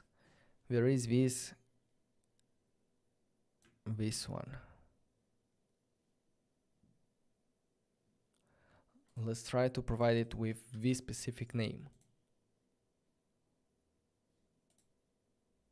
It doesn't work. It doesn't want to work here. Maybe I should disable the admin secret. No. Okay. Not sure if I'm gonna be able to make it work here, but I'm pretty sure it's gonna work in our application, because our application, the library automatically adds this header that we need there based on what is the currently authenticated user. So what we can do now is copy this mutation. Let's go in our code, and where we have create pin screen. This is the screen that we see here on the device, and here we have a onSubmit function. First of all, let's define the create pin mutation equal to this one. Make sure to put it into a string like this, and then using this create pin mutation in the onSubmit, we can say const result equal await. For that we need to make the function async. Await NHost, but yeah, first of all, let's bring the NHost here. Use NHost client and await NHost dot GraphQL dot request. We're gonna request the create pin mutation, and for the variables we need to provide two variables there. Title, that is gonna be taken from the state, and also image, that at the moment we can simply hard code it with a URL. It's gonna be easier for us like this. Let's do console log result, and if result has an error, then we're gonna say alert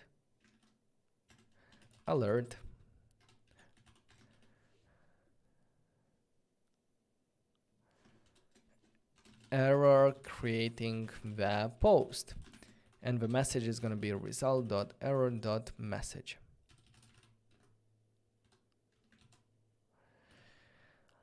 Otherwise, if there is no error, using the navigation that we also have to get here, so const navigation, use navigation from React Navigation Native, we can simply go back to the navigation dot or go back. So let's go ahead, select an image here, first pin, submit. We're navigated back because, and that means that there are no error. And if I'm gonna refresh, I should see a new post here with the title first pin, the one that we put there. So let's do here second pin, submit, and refresh. And here we have it. Amazing. So as you can see, our rule for automatically adding the user ID worked correctly. And now if I'm gonna add a new query here to get all the pins, you're gonna see, for example, pin, I need only the title and the user ID. So if I'm gonna run my query, what validation failed? My query.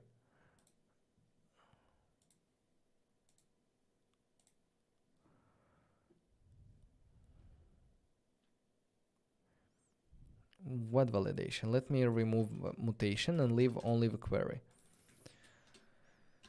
And now, yes, I see at the end here, first pin has my user ID and the second pin has my user ID as well. Okay.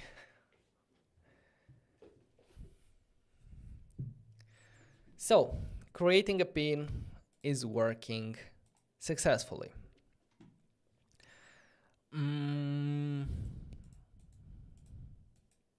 While we are on the creating a pin, as we can see, the image that we are using is a hard-coded one. We are simply hard-coding it here. But what should actually happen is we need to upload the image that we have selected from our gallery. We need to upload it somewhere in the cloud, and then using that image, save it here in our database. So basically, we have a to-do here, to-do, upload image to storage. This leads me to the next topic. The next topic is the storage. So before getting into that, give me 1 second. I'm going to bring some water because I ran out of it. And we are going to start implementing the storage to upload and download images in our application. So see you there.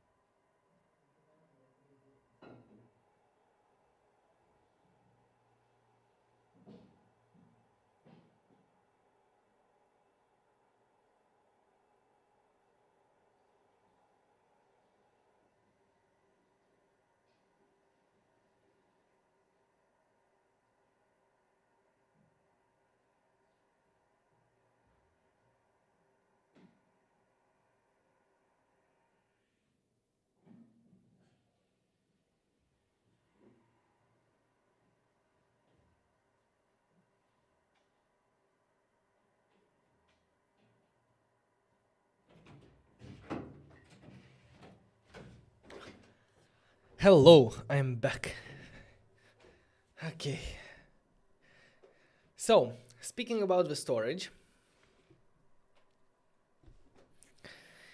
let's get into it. So the first step about the storage is, but before that, let me explain how everything works. And the thing is that when we store files with NHost, besides storing them in a S3 bucket behind the scenes, they also save information about the files in that database that you can find in the storage files here. At the moment, we don't have any files, but if you go to the NHost dashboard files, you can upload one right away here. So by doing that, no default bucket is available. No default bucket is available. File uploaded successfully. And if I go back to our browse here, we see that all the metadata about the file, for example, the type, the location, when it was created, when it was updated, is saved here in this database with a name and so on. The same way as we set the permission for our pins, the same way we should set the permission to the files in order to allow users to upload files. As we can see here, at the moment, users do not have any permissions. So what we need to do is to say, okay, users should be allowed to insert things here. Basically, any user should be able to insert something. And for the column insert permission, I'm gonna toggle all to have them there.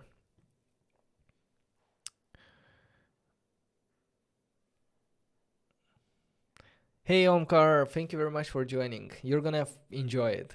It's a great build so far. So let's save the permissions here, and let's add also for select without any checks. Save permissions for the update as well. Basically, I'm gonna allow users to do all of these things.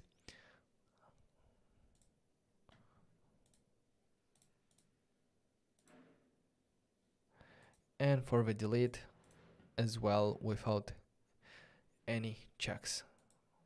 Or maybe for the update, I should do the same as I was doing with other files. For example, the uploaded by user ID should equal to the user that is trying to update the file. So let's save permissions. Same thing for the delete with the same custom check as the pre-update. Save. Okay, now that we have set the permissions for the users to be able to insert, select, update, we can go ahead in our application and upload a file. So to do that, let's go back to our screens, and here in the upload a file, let's separate it into a separate function. So const upload file equal to something async, and it's going to be a function. Let's call it on the submit because we need to upload a file here. To upload a file, we're going to use const result await nhost.storage.upload. Here we need to send some parameters. The parameter is going to be a file, and for a file we need to provide the name, the type, and the URI.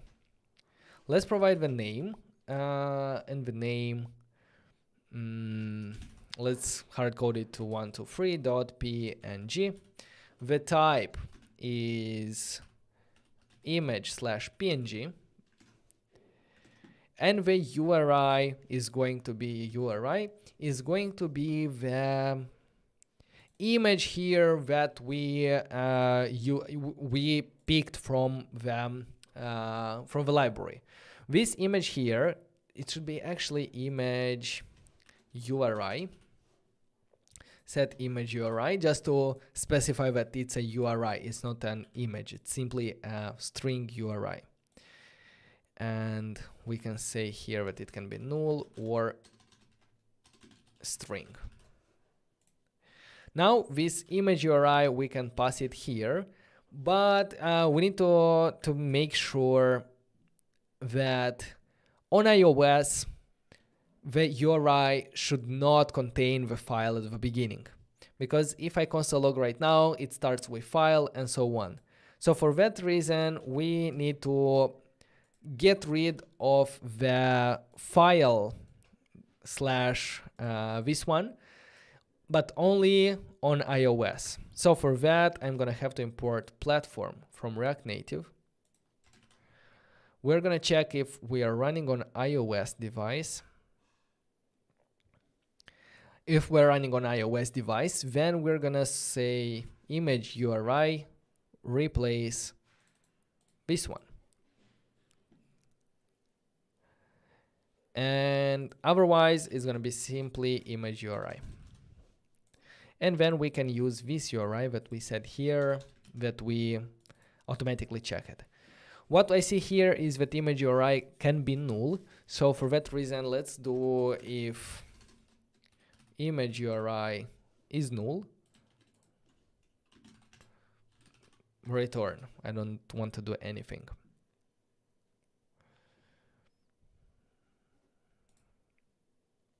Oh, I made a mistake. This name, type, and file shouldn't be like here. It should be inside a file object. So file, and here we put the name, type, and URI. Now let's go ahead and console log the result. But you know what? I'm gonna comment out everything else, just not to create a lot of pins in the database while I'm testing uploading an image. So let's go ahead here. Image is not defined. Image is not defined. Yes, because it's image URI already. Okay, let's go here, upload your pin. Let's select this one, choose. And if I'm gonna press submit pin, this is where I'm gonna call this upload file, and it should run this function. So let's have a look at the logs. Object error request failed with status code 404. 404 means not found. That's interesting. 404 means not found, right?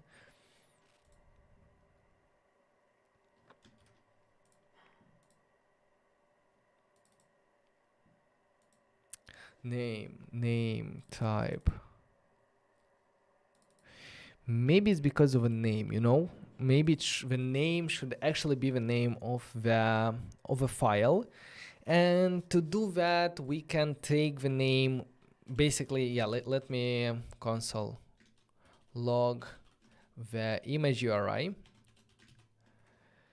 And yeah, image URI is this one actually. So you see it starts with file, then a lot of folders, and at the end, it has the name like image.jpg. So from that URL, we can go ahead and get the name. So first of all, I'm gonna split this string based on the slashes. So const parts equal image URI dot split. I'm gonna split it on the slashes. And the name part is going to be the last one. So it's gonna be parts at the position, at the last position. So basically parts.length -1 to get the last one. So for the name, I can provide it here, or I can simply do it like this.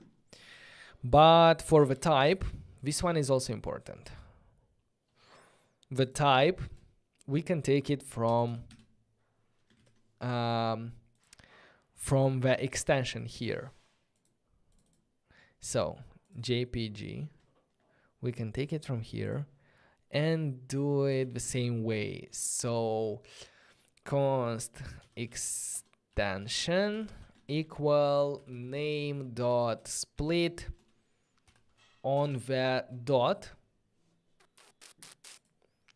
and I'm gonna take the second part, because the first part is the name, the second part is the extension.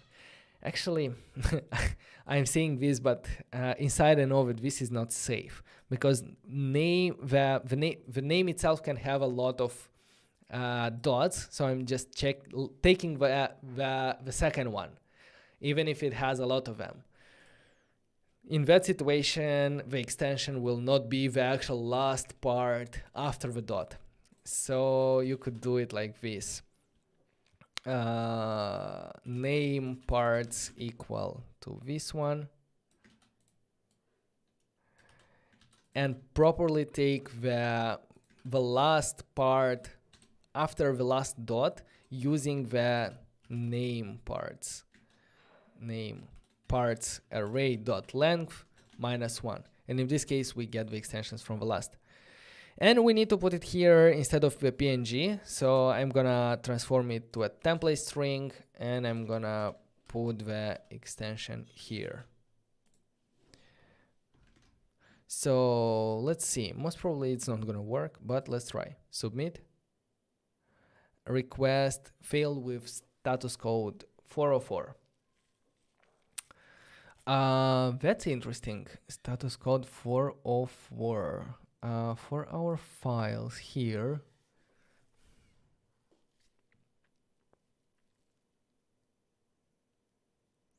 for the user, probably have everything. Let me try to give even to the public access. Just I'm afraid that this might be something related to permissions. So for that reasons, I'm gonna just give to the public all the permissions that it has. And if it works, I'm gonna check like what is exactly the problem. Without custom check, toggle, save, and probably for delete I don't need. Should I also disable the check for the update on the user? Yeah, let's try without any checks, to make sure it's not coming from here. And let's try it again. Let's upload a pin, select it, do it like this, and no, not yet, submit pin. I was happy. Oh, it's actually working. So now it's time to understand from what permissions it was failing. So if I'm gonna restrict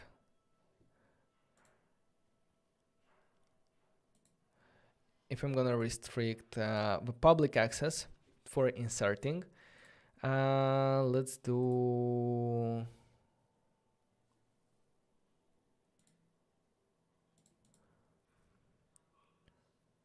delete permission. Will it delete the whole row? No. Yeah. So delete permission for public. And let's try it again. Let's upload a pin. Submit. And it's working. So the problem was with update permissions, because it had a check. So now I set the update without any checks, because behind the scenes the server updates this table after it uploads something to storage. So now that I allow updating for authenticated users without any checks, I can easily see and upload files to NHost. I don't know why I didn't set the storage permissions. Should I allow users? Let's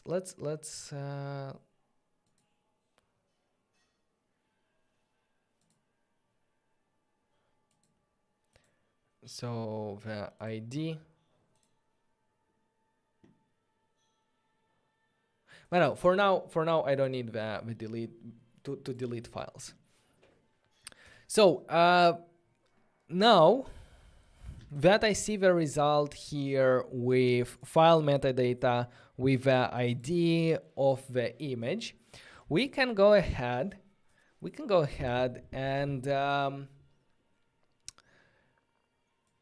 basically return this result here, return result, and on submit, let's do const result equal await upload file. Now that we have here the result, let's do if result is equal to error. It added automatically the question mark because if there is no image URL, I'm simply returning undefined. But I can return an object with error saying no image selected. And in that case, I don't need to do conditionally because it will always return this result.error, at least result.error, or the data itself. So if there is an error, I'm gonna do alert error uploading the image, and I can do also result.error.message. Oh, this one should be inside the message. And I also want to return because I don't want to upload a file that failed to get the file uploaded. I have a clash between the names, so this one is gonna be upload result here. Otherwise, we are going to create the pin in the database, and for the image we are going to set the result dot upload result dot file metadata dot ID, simply saving the ID of a file here. Let's try to do that. I'm gonna refresh.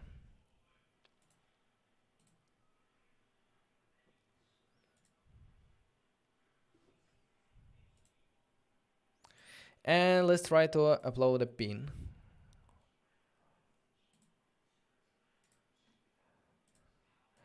Waterfall. Submit pin.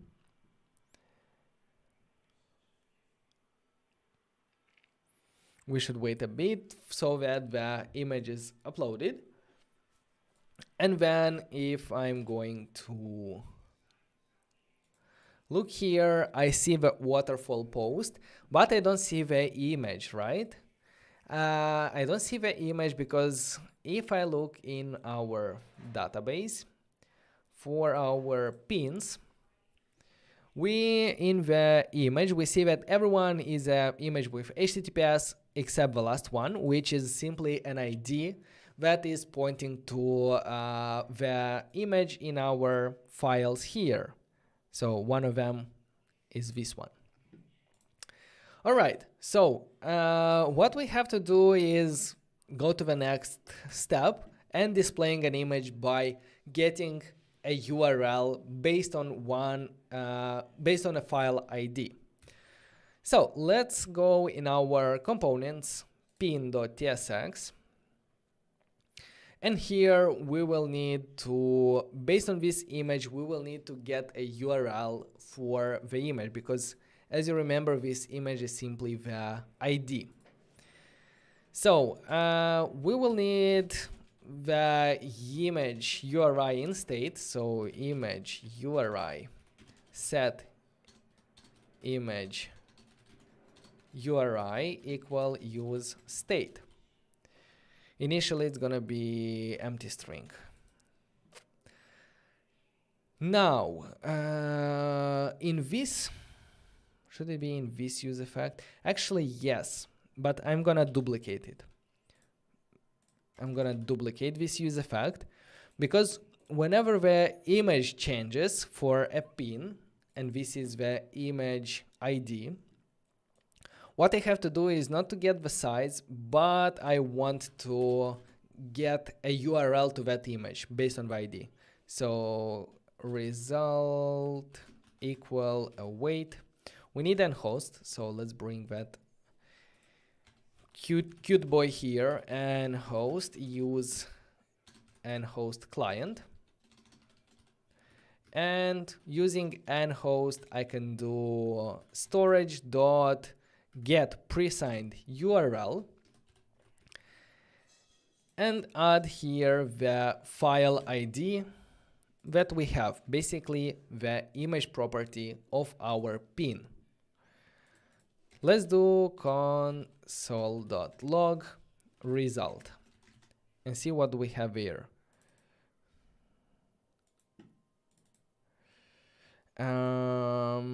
This is a wait, so we cannot do it in a use effect, and we will have to do fetch image equal async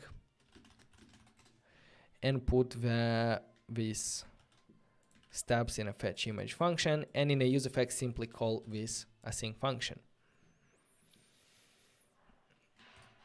Okay, let's open it here. Error, request failed with status code 404, 404, 404. I know why it's happening.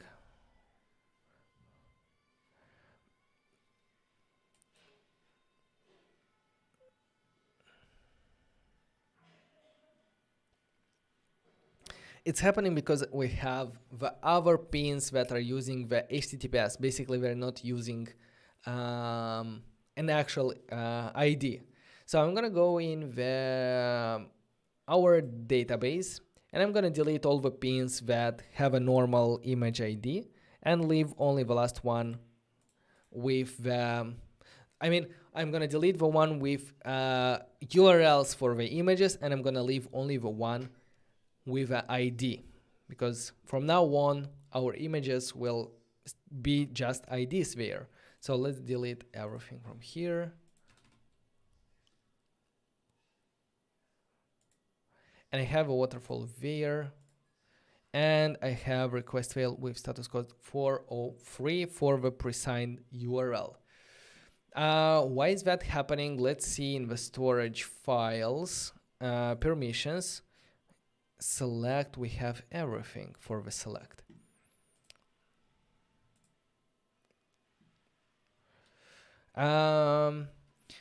Let's try another approach. Let's add the select permissions to the public so that anyone would be able to access this URL, and the permission will be without any checks. And let's toggle everything, save permissions. And now let's try another approach. Instead of get pre-signed URL, let's call the function get public URL, and it doesn't need an await for the public URL. And now let's see if it will work now. It shows us an URL here, and if I open this URL in browser, you are not authorized. That's weird.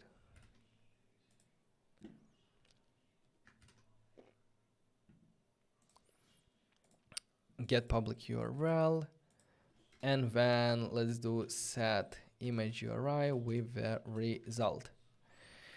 Another thing is with this image get size, it should happen now not based on the image, which is a key, but based on the image URI. So let's change here image URI, and image URI here. Save.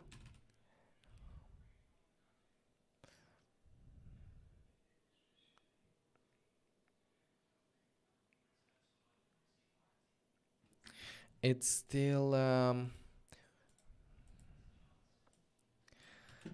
it's weird because if I check, you are not authorized message for that file.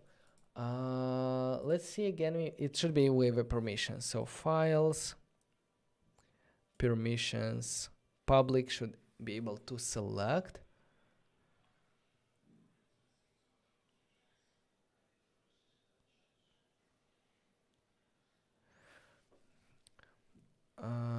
buckets. Should I also do it for the buckets without any checks?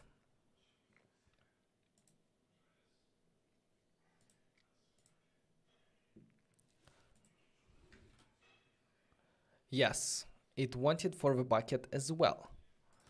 So I simply added the full permission set for the public, for the select, and now let's see if it will work in our application.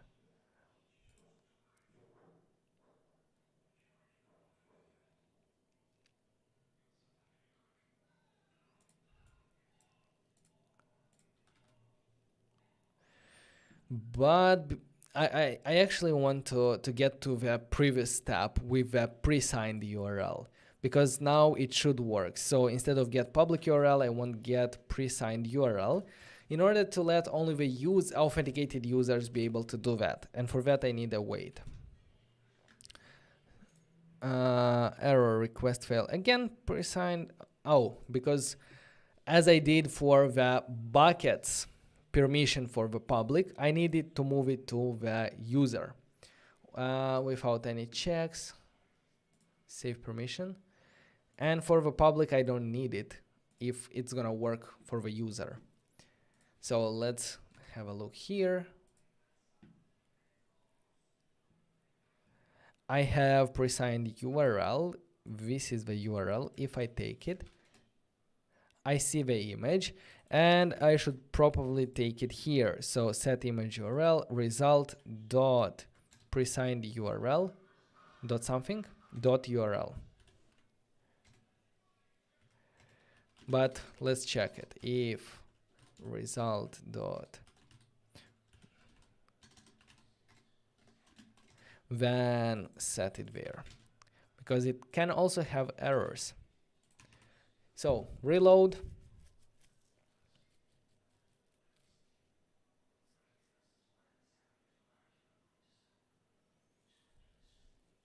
Why we don't see it?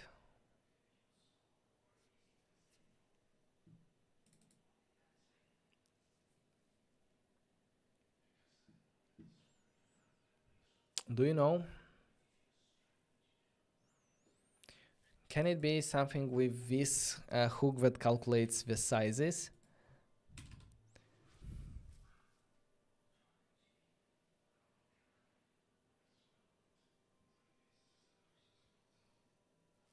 Oh, because, yeah, I know. Because we still send the image here to the image component instead of image URI. So I'm a bit tired, that's why I missed this one. But now, if I refresh, should work. It should. Come on, work. You can do it. No? Yes, yes, we have it. Amazing. So the image is uploaded correctly, and if I'm gonna do another one here, title, hello there, submit pin. Waiting a bit for the progress. What's your theme and font in VS Code? I have a specific video for my VS Code setup, so you can see it on the channel. There I explain about the theme, font, libraries that I use, and so on. So we see the second one here.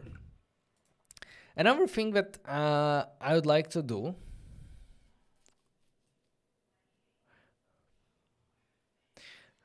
now that we have image uploaded correctly, I think it's not gonna work if I'm gonna press on it. Error fetching the pin.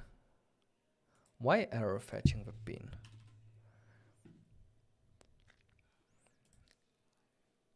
Error fetching the pin. Source URL should not be an empty string. Let's go ahead in the pin screen. Error fetching the pin. Let's do here response.error.message. And let's see why it fails to fetch the pin.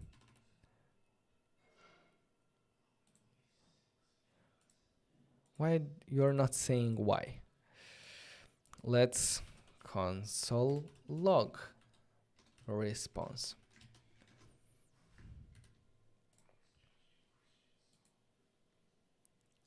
Hello, code breaker.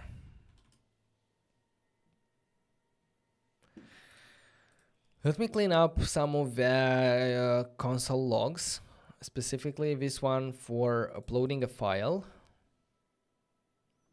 Where do I have it? No, downloading it. This one. Because it messes up my flow here. Selection set user. Field user is not found in the type pins.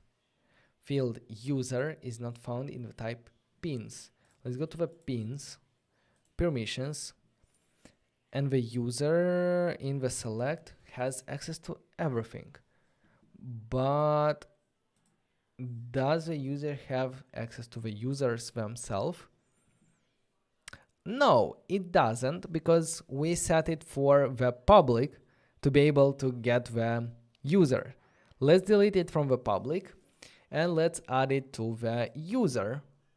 Allow without any checks, and the columns that we want to allow authenticated users to get about our users is except email, I think ID. Let's do display name and avatar. Save permission. Now, will it work? Waterfall. Waterfall. Perfect. But as I said, we need to display the image in the pin screen the same way. We need to fetch it. And then we need to get a pre-signed URL, and with that URL to display it here. So let's recap everything about downloading an image. So first of all, we need to store the final image URI in state. Set image URI equal use state. Default value empty string. Let's not forget to pass this image URI to the image component that we want to render. So instead of pin.image, I'm gonna do image URI. Now we need the fetch image function. So let's grab it from there and put it here. Fetch image field is gonna be equal to pin dot image. And we call this function basically, let's call it in a use effect. Use effect. We fetch the image when the pin changes, when the data about the pin changes, because we depend on this pin.image here. Let's have a look. And for the image size here, as I said, we need to work with image URI. And I think it would be better if we restructure everything so that we don't have to repeat the same logic for finding the image size and also for downloading the image. So if I'm gonna go there, waterfall, downloading. My internet is slow here, but finally it is displayed there.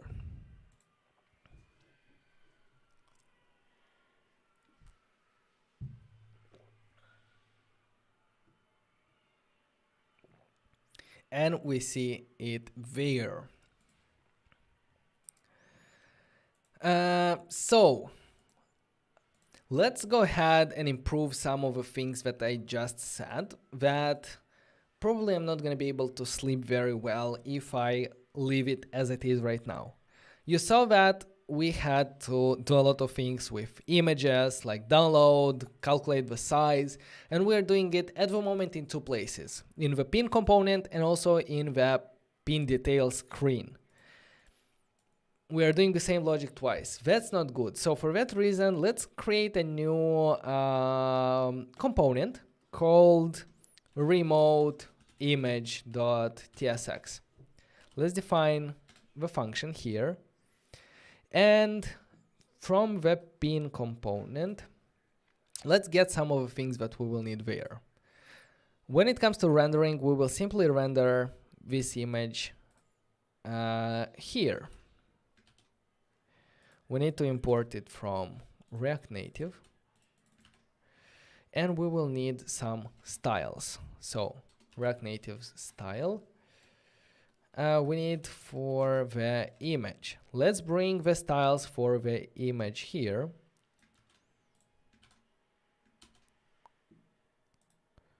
And let's import style sheet here. Like this, style for the image. And everything is the aspect ratio. So from the pin, let's go ahead and get, first of all, the aspect ratio state. That's one thing that we will need. We will need use state from React. We will need this hook that calculates the aspect ratio. We need to import use effect here. So basically, you see here how we go about refactoring our code.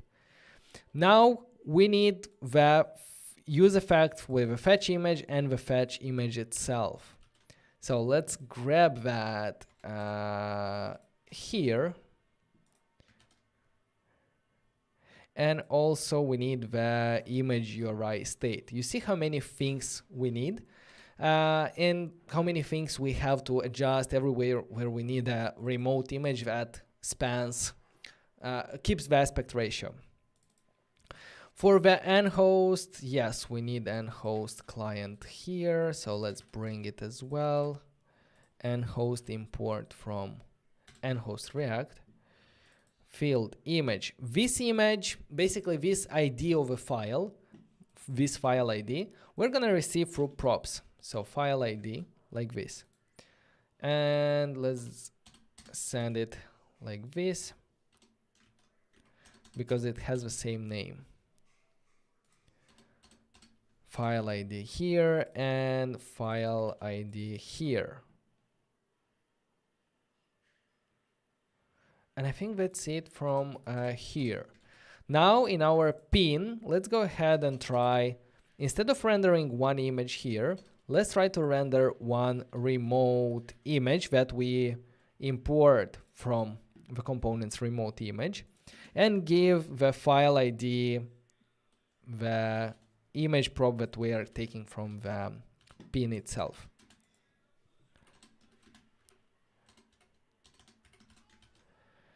Now let's see if it still works. Source URI should not be an empty string. Source URI. Okay, this one. Yes, because yeah, here we can also check if image URI is not yet defined. Then let's return an activity indicator to show a loading screen. Okay, now here it works.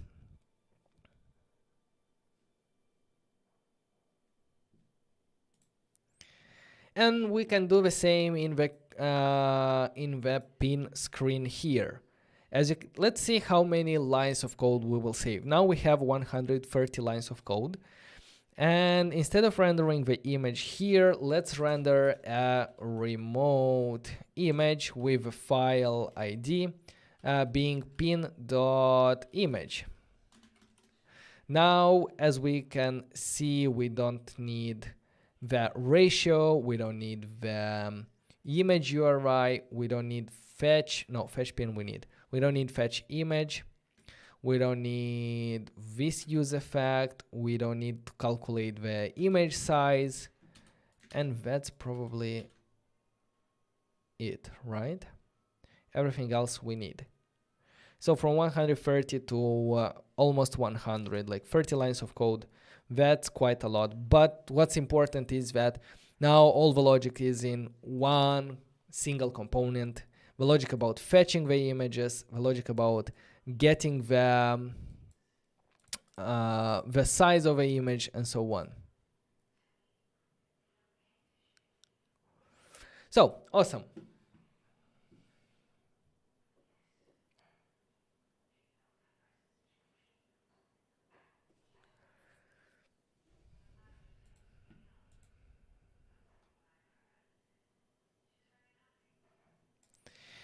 Another thing that I want to improve here. By the way, yes, another thing that I want to improve here is the drag to refresh functionality. In the screens, home screen, whenever I drag this list, I want to refetch the pins. To do that, a flat list, pins, flat list, masonry list. Let's see what masonry list is. Scroll view, this is okay. In a flat list, we have on refresh function. Let's see what we have in the scroll view to give us this on drop down. So React Native scroll view on drag down. Refresh control. This component is used inside a scroll view or list view to add pull to refresh functionality when using scroll view on refresh, which means that scroll view has a refresh control. That's how it's done. Let's see documentation of the scroll view itself, and here refresh. Okay, a refresh control component used to provide pull to refresh functionalities for a scroll view. Okay, I got it. So, yes. We need this refresh control component inside our scroll view. Scroll view, besides the container style, we need also the refresh control that we can import from React Native. Like this. And refreshing and on refresh, these are things that we're gonna get from as props, because we don't know the logic here in the list, but we know what should happen on refresh in the home screen, for example. So let's add them to the interface. Refreshing is gonna be a boolean and optional, and on refresh it's gonna be a function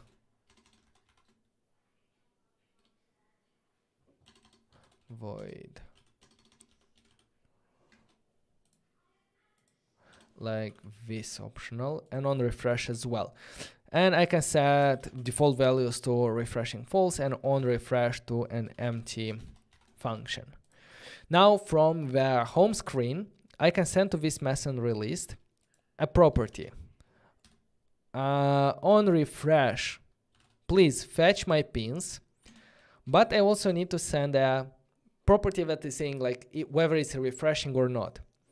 Whether it's refreshing or not, we don't know yet, but we can have a state variable called loading or fetching, but yeah, loading, set loading, use state. Initially it's going to be false, but whenever we get inside this fetch pins function, we're going to set loading to true.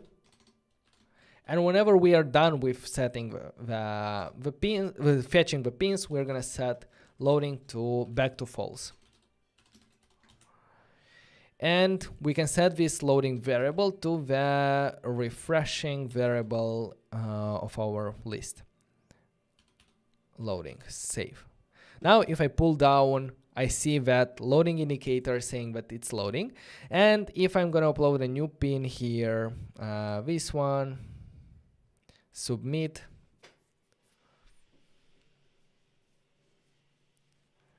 I'm going to be able to go here. Even though I don't see it right away, I can pull down and it automatically loads the next pin.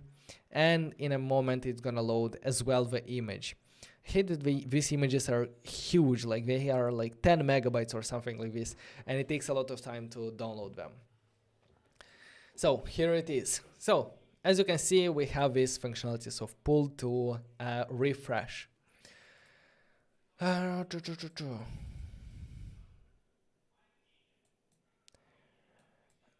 Here about my profile.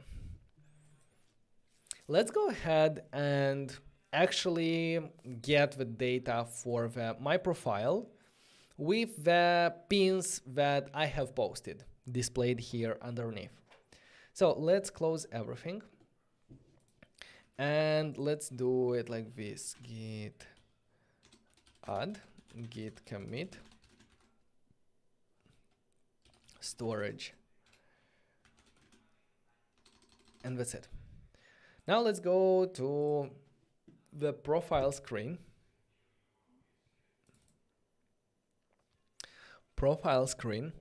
And we need to query data about this user. But to know the user, we need the user ID. So first of all, user ID is equal user ID. And this will, if I do console warn user ID, we're gonna see the ID of my user. Now with this user ID, I can go ahead and fetch user data.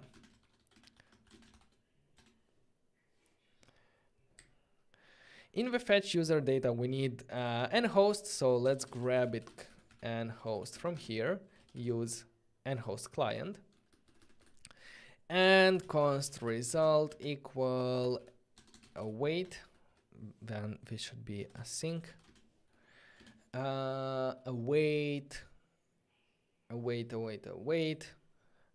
nhost.graphql.request, and we need the query for getting information about the user. Let's go ahead and in the data tab, let's see in the queries a query for getting a user by ID. User by ID, I don't know, ABC at the moment. But what I want to get back is the ID. It's the probably avatar URL. Where else? Ticket, no, I need the display name. And yes, this one, display name. Invalid input syntax, yes, because this is not an ID, but that's good. So I can define right away here the ID of type UUID, and it's important, required, and here it's gonna be the ID. Now let's copy this query and add it here, profile screen, const get user query is equal to a string with this query. Now let's use this get user query here with a property ID of the user ID that we got using this hook. Now let's do console log result. If I look here, what do we see? Oh, I didn't call this fetch user function. We need to do it, use effect, when this component mounts. So fetch user data, like this. If I go there, I see data, user, avatar, display name, and ID. Perfect. We could use this information, save it in a state variable, user set user equal use state. At the beginning, nothing, but after it is done, we can also check the errors and simply alert error fetching the user. And otherwise, we're gonna set the user with result.data.user. Now, whenever we are rendering, let's do if user is not defined yet, we will return an activity indicator to show a loading screen. Otherwise, let's show actual user with actual image URI, for example, user.profile. How is it called? Avatar URL. For the name user.displayName, and for the, yeah, that's it probably. Yeah, in this case, my name is the email, but if I'm gonna sign out and sign in back with another one, you're gonna see the display name that we set during the sign up process. When it comes to the pins, let's see, from our data when we query the user, there is no way to get the pins, right? Yes, there is no way, because we need to go back to our database in the users. We need to define a relationship. And a relationship suggested is pins, suggested a relationship. Right away, we can press add, save.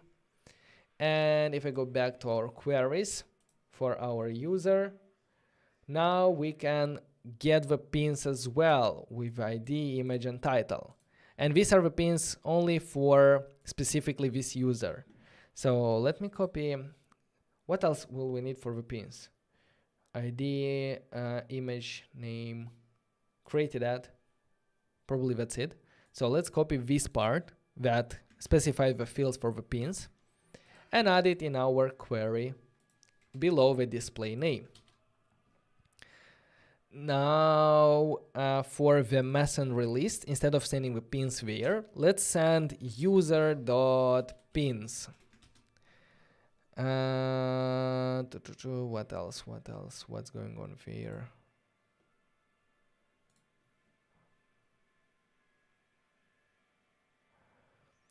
Let's console log the data, the result that we get. Console log result. Maybe we don't get what we actually expect. So if I go to the profile now, no, actually it's working. And we see the pins that are uploaded by me. And we can test that by signing out and signing back in with another account. So another account of myself is in users. I have this one with support@notjust.dev and this very secure password. Now on the homepage, I see the pins that were uploaded by the other user. But if I'm gonna go to the My Profile page, I see the Vadim here coming from the display name, and I don't see any pins down below because I didn't upload any. So I can go ahead. Let me see if I have something interesting. I don't have anything interesting. Let's do this one.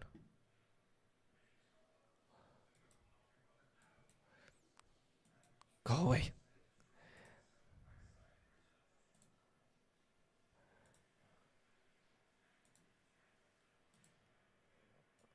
Where is my application? Here. So let's upload a meme. Why not?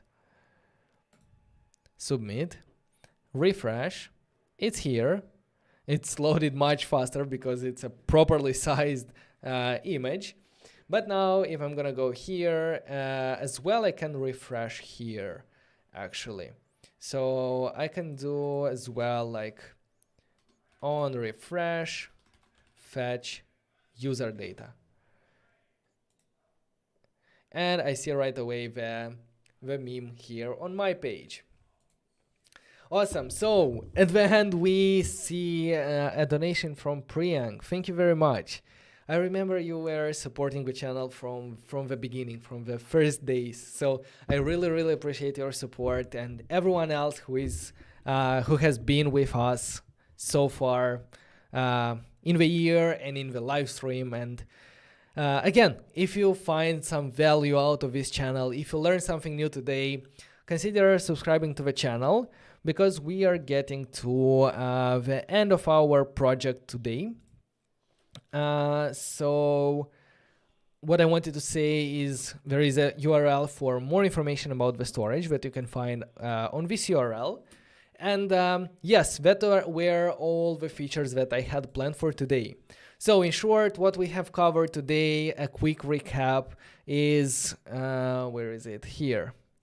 So we started by creating our application on NHost, which you can create for free.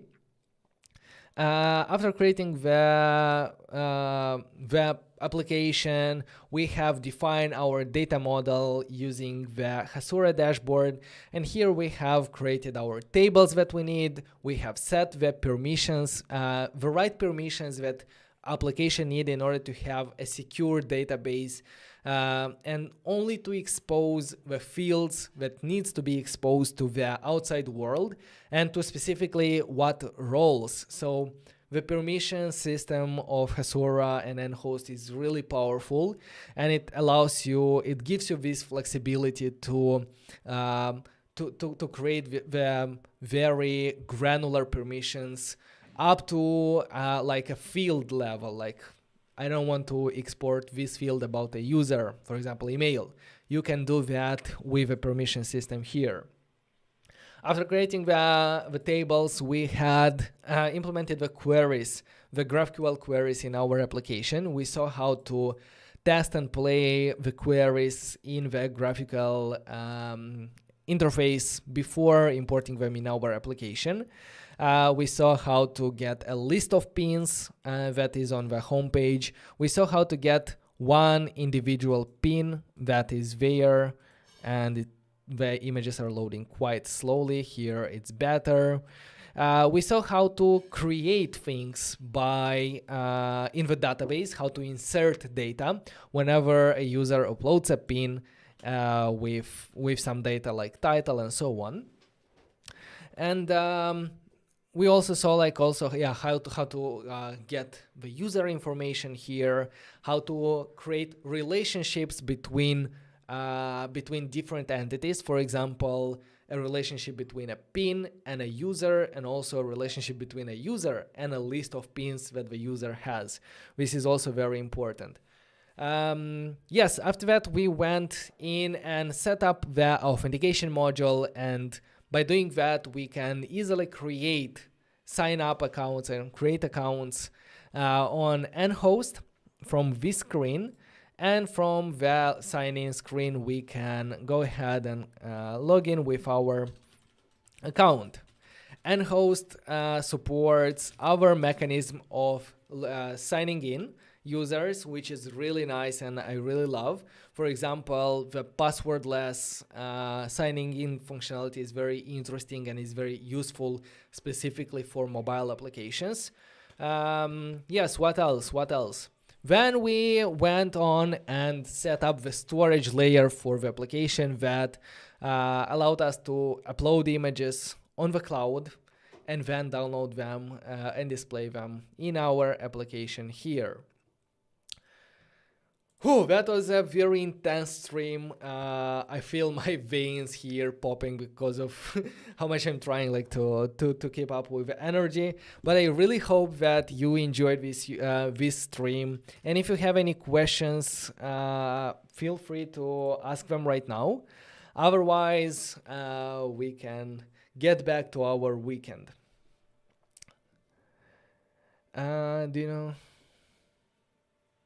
Do you know if we have some videos in the channel for Google login? On the channel, we don't have social sign-ins. I have, or do we? No, actually, I think we do. Sorry, forgot. I think we do in the authentication in this one. in the authentication flows, if we look at AWS Amplify authentication, I think there I touched on the sign in with Google, but I'm not sure. Like, I need to double check that.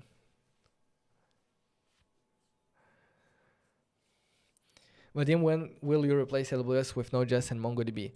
I'm not sure if I want to go back to Node.js and MongoDB, seeing the tools that are available nowadays for developers, for example, NHost and other tools that offer backend as a service solutions, where you can implement this stuff so easily and so fast. For example, today in 3 hours, we have managed to implement a full application backend covering authentication, GraphQL database, and also storage.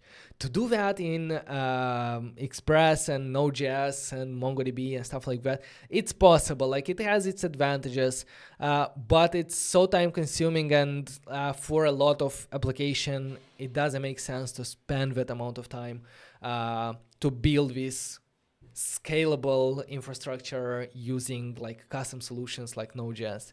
I have built custom solutions at my startups previously, so I know what I'm talking about. Like, I was spending like one thing that I remember, like I spent 1 week to implement social sign-ins to make sure that I cover all the flows, all the edge cases with my custom Node.js backend. And now I can do that with NHost, like in a couple of like 15 minutes or something like that. Just create the tokens on the Google, put them here, and that's it. Like, and you're thinking like, why would you spend this time? Like, I get why, I know why, but that's for a different reason, like for having like controlling your data, or it's not for building applications fast, delivering it to users fast. And this is what I believe in. I teach programming in order for you to learn this technology, go ahead and build a startup, an application that you always wanted to do, help some users out there, start monetizing it, get money out of it, become an independent developer, and enjoy the rest of your life without having to think about Node.js and so on. So hopefully that answered your questions. Thanks a lot. Cheers from Ecuador. Hello. Thank you very much for joining the stream. Joined late, but we'll check out the videos. You're doing a great job by sharing this. Thank you very much. Yes, do check out this tutorial because it's a successful one. It's a good one. So NHost is like a headless CMS. I wouldn't compare it with a headless CMS. It's NHost is like a backend as a service. So in a way, yes, you can. A CMS helps you manage your data, basically manage your content. But here it's not only about managing the content. It's about creating backends. It's about setting up databases with Hasura. It's about designing everything. And yes, everything runs on NHost servers. What is coming up next? Oh, don't get me started. Like, next, it's something very, very exciting. So I am preparing something good that I'm gonna announce pretty soon. Or should I do it now?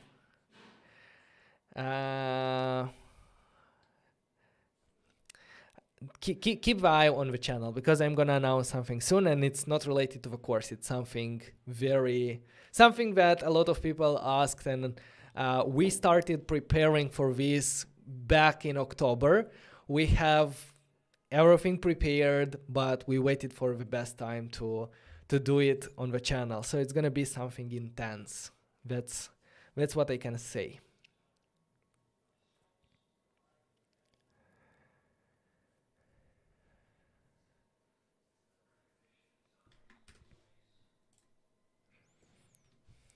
Another cool part about NHost that we didn't have time to cover is the ability to connect GitHub accounts to our backend infrastructure. And when you connect it, when you connect it, I can show you here in the documentation. Every time you do a change in your application and you push your code to GitHub, NHost automatically will update and do everything necessary to update your backend application. So in that scenario, you are not going to work always with the production environment, which is here and what we have done today, but you're gonna use the CLI, the NHost CLI, run everything on your local machine, not to interfere with the production database. Once everything, you are happy with the changes and everything is ready, you commit your code, you do git add, git commit -m, improvements, I don't remember what we did here, and you just push your code to your repository, and NHost automatically is getting notified and updates the backend with the new changes that you have. So the goal of NHost, like I talked with the founder, and we're trying to build what Vercel did with deploying websites. Like if you are not familiar with Vercel, like with Vercel, you simply connect, and that's actually what I have for my Notjust development website. And every time I write some code to my GitHub account, it automatically is being deployed to our website, notjust.dev. So for front end, like this is easy, this is great. But before NHost, like when it was, these features were missing for backend. Like deploying backend was always a hassle. Like you had to do a lot of steps to migrate, to push, and so on. But NHost is trying to make this process super, super easy, and I'm really excited about this tech, and I'm gonna keep an eye on it and probably use in more projects that I'm gonna build. What editor I'm using? Text editor. If from text editor, it's Visual Studio Code. All right, guys. So thank you very much for joining. I hope you found this project valuable. If you have any other ideas of what we should build, let me know down in the description. And don't forget, subscribe button should be gray. It shouldn't be red.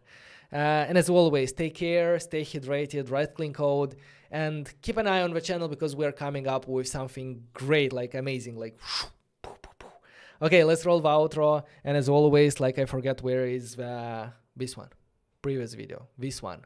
Great videos, both of them, where you can learn a lot of stuff. So have an amazing rest of the day. Peace.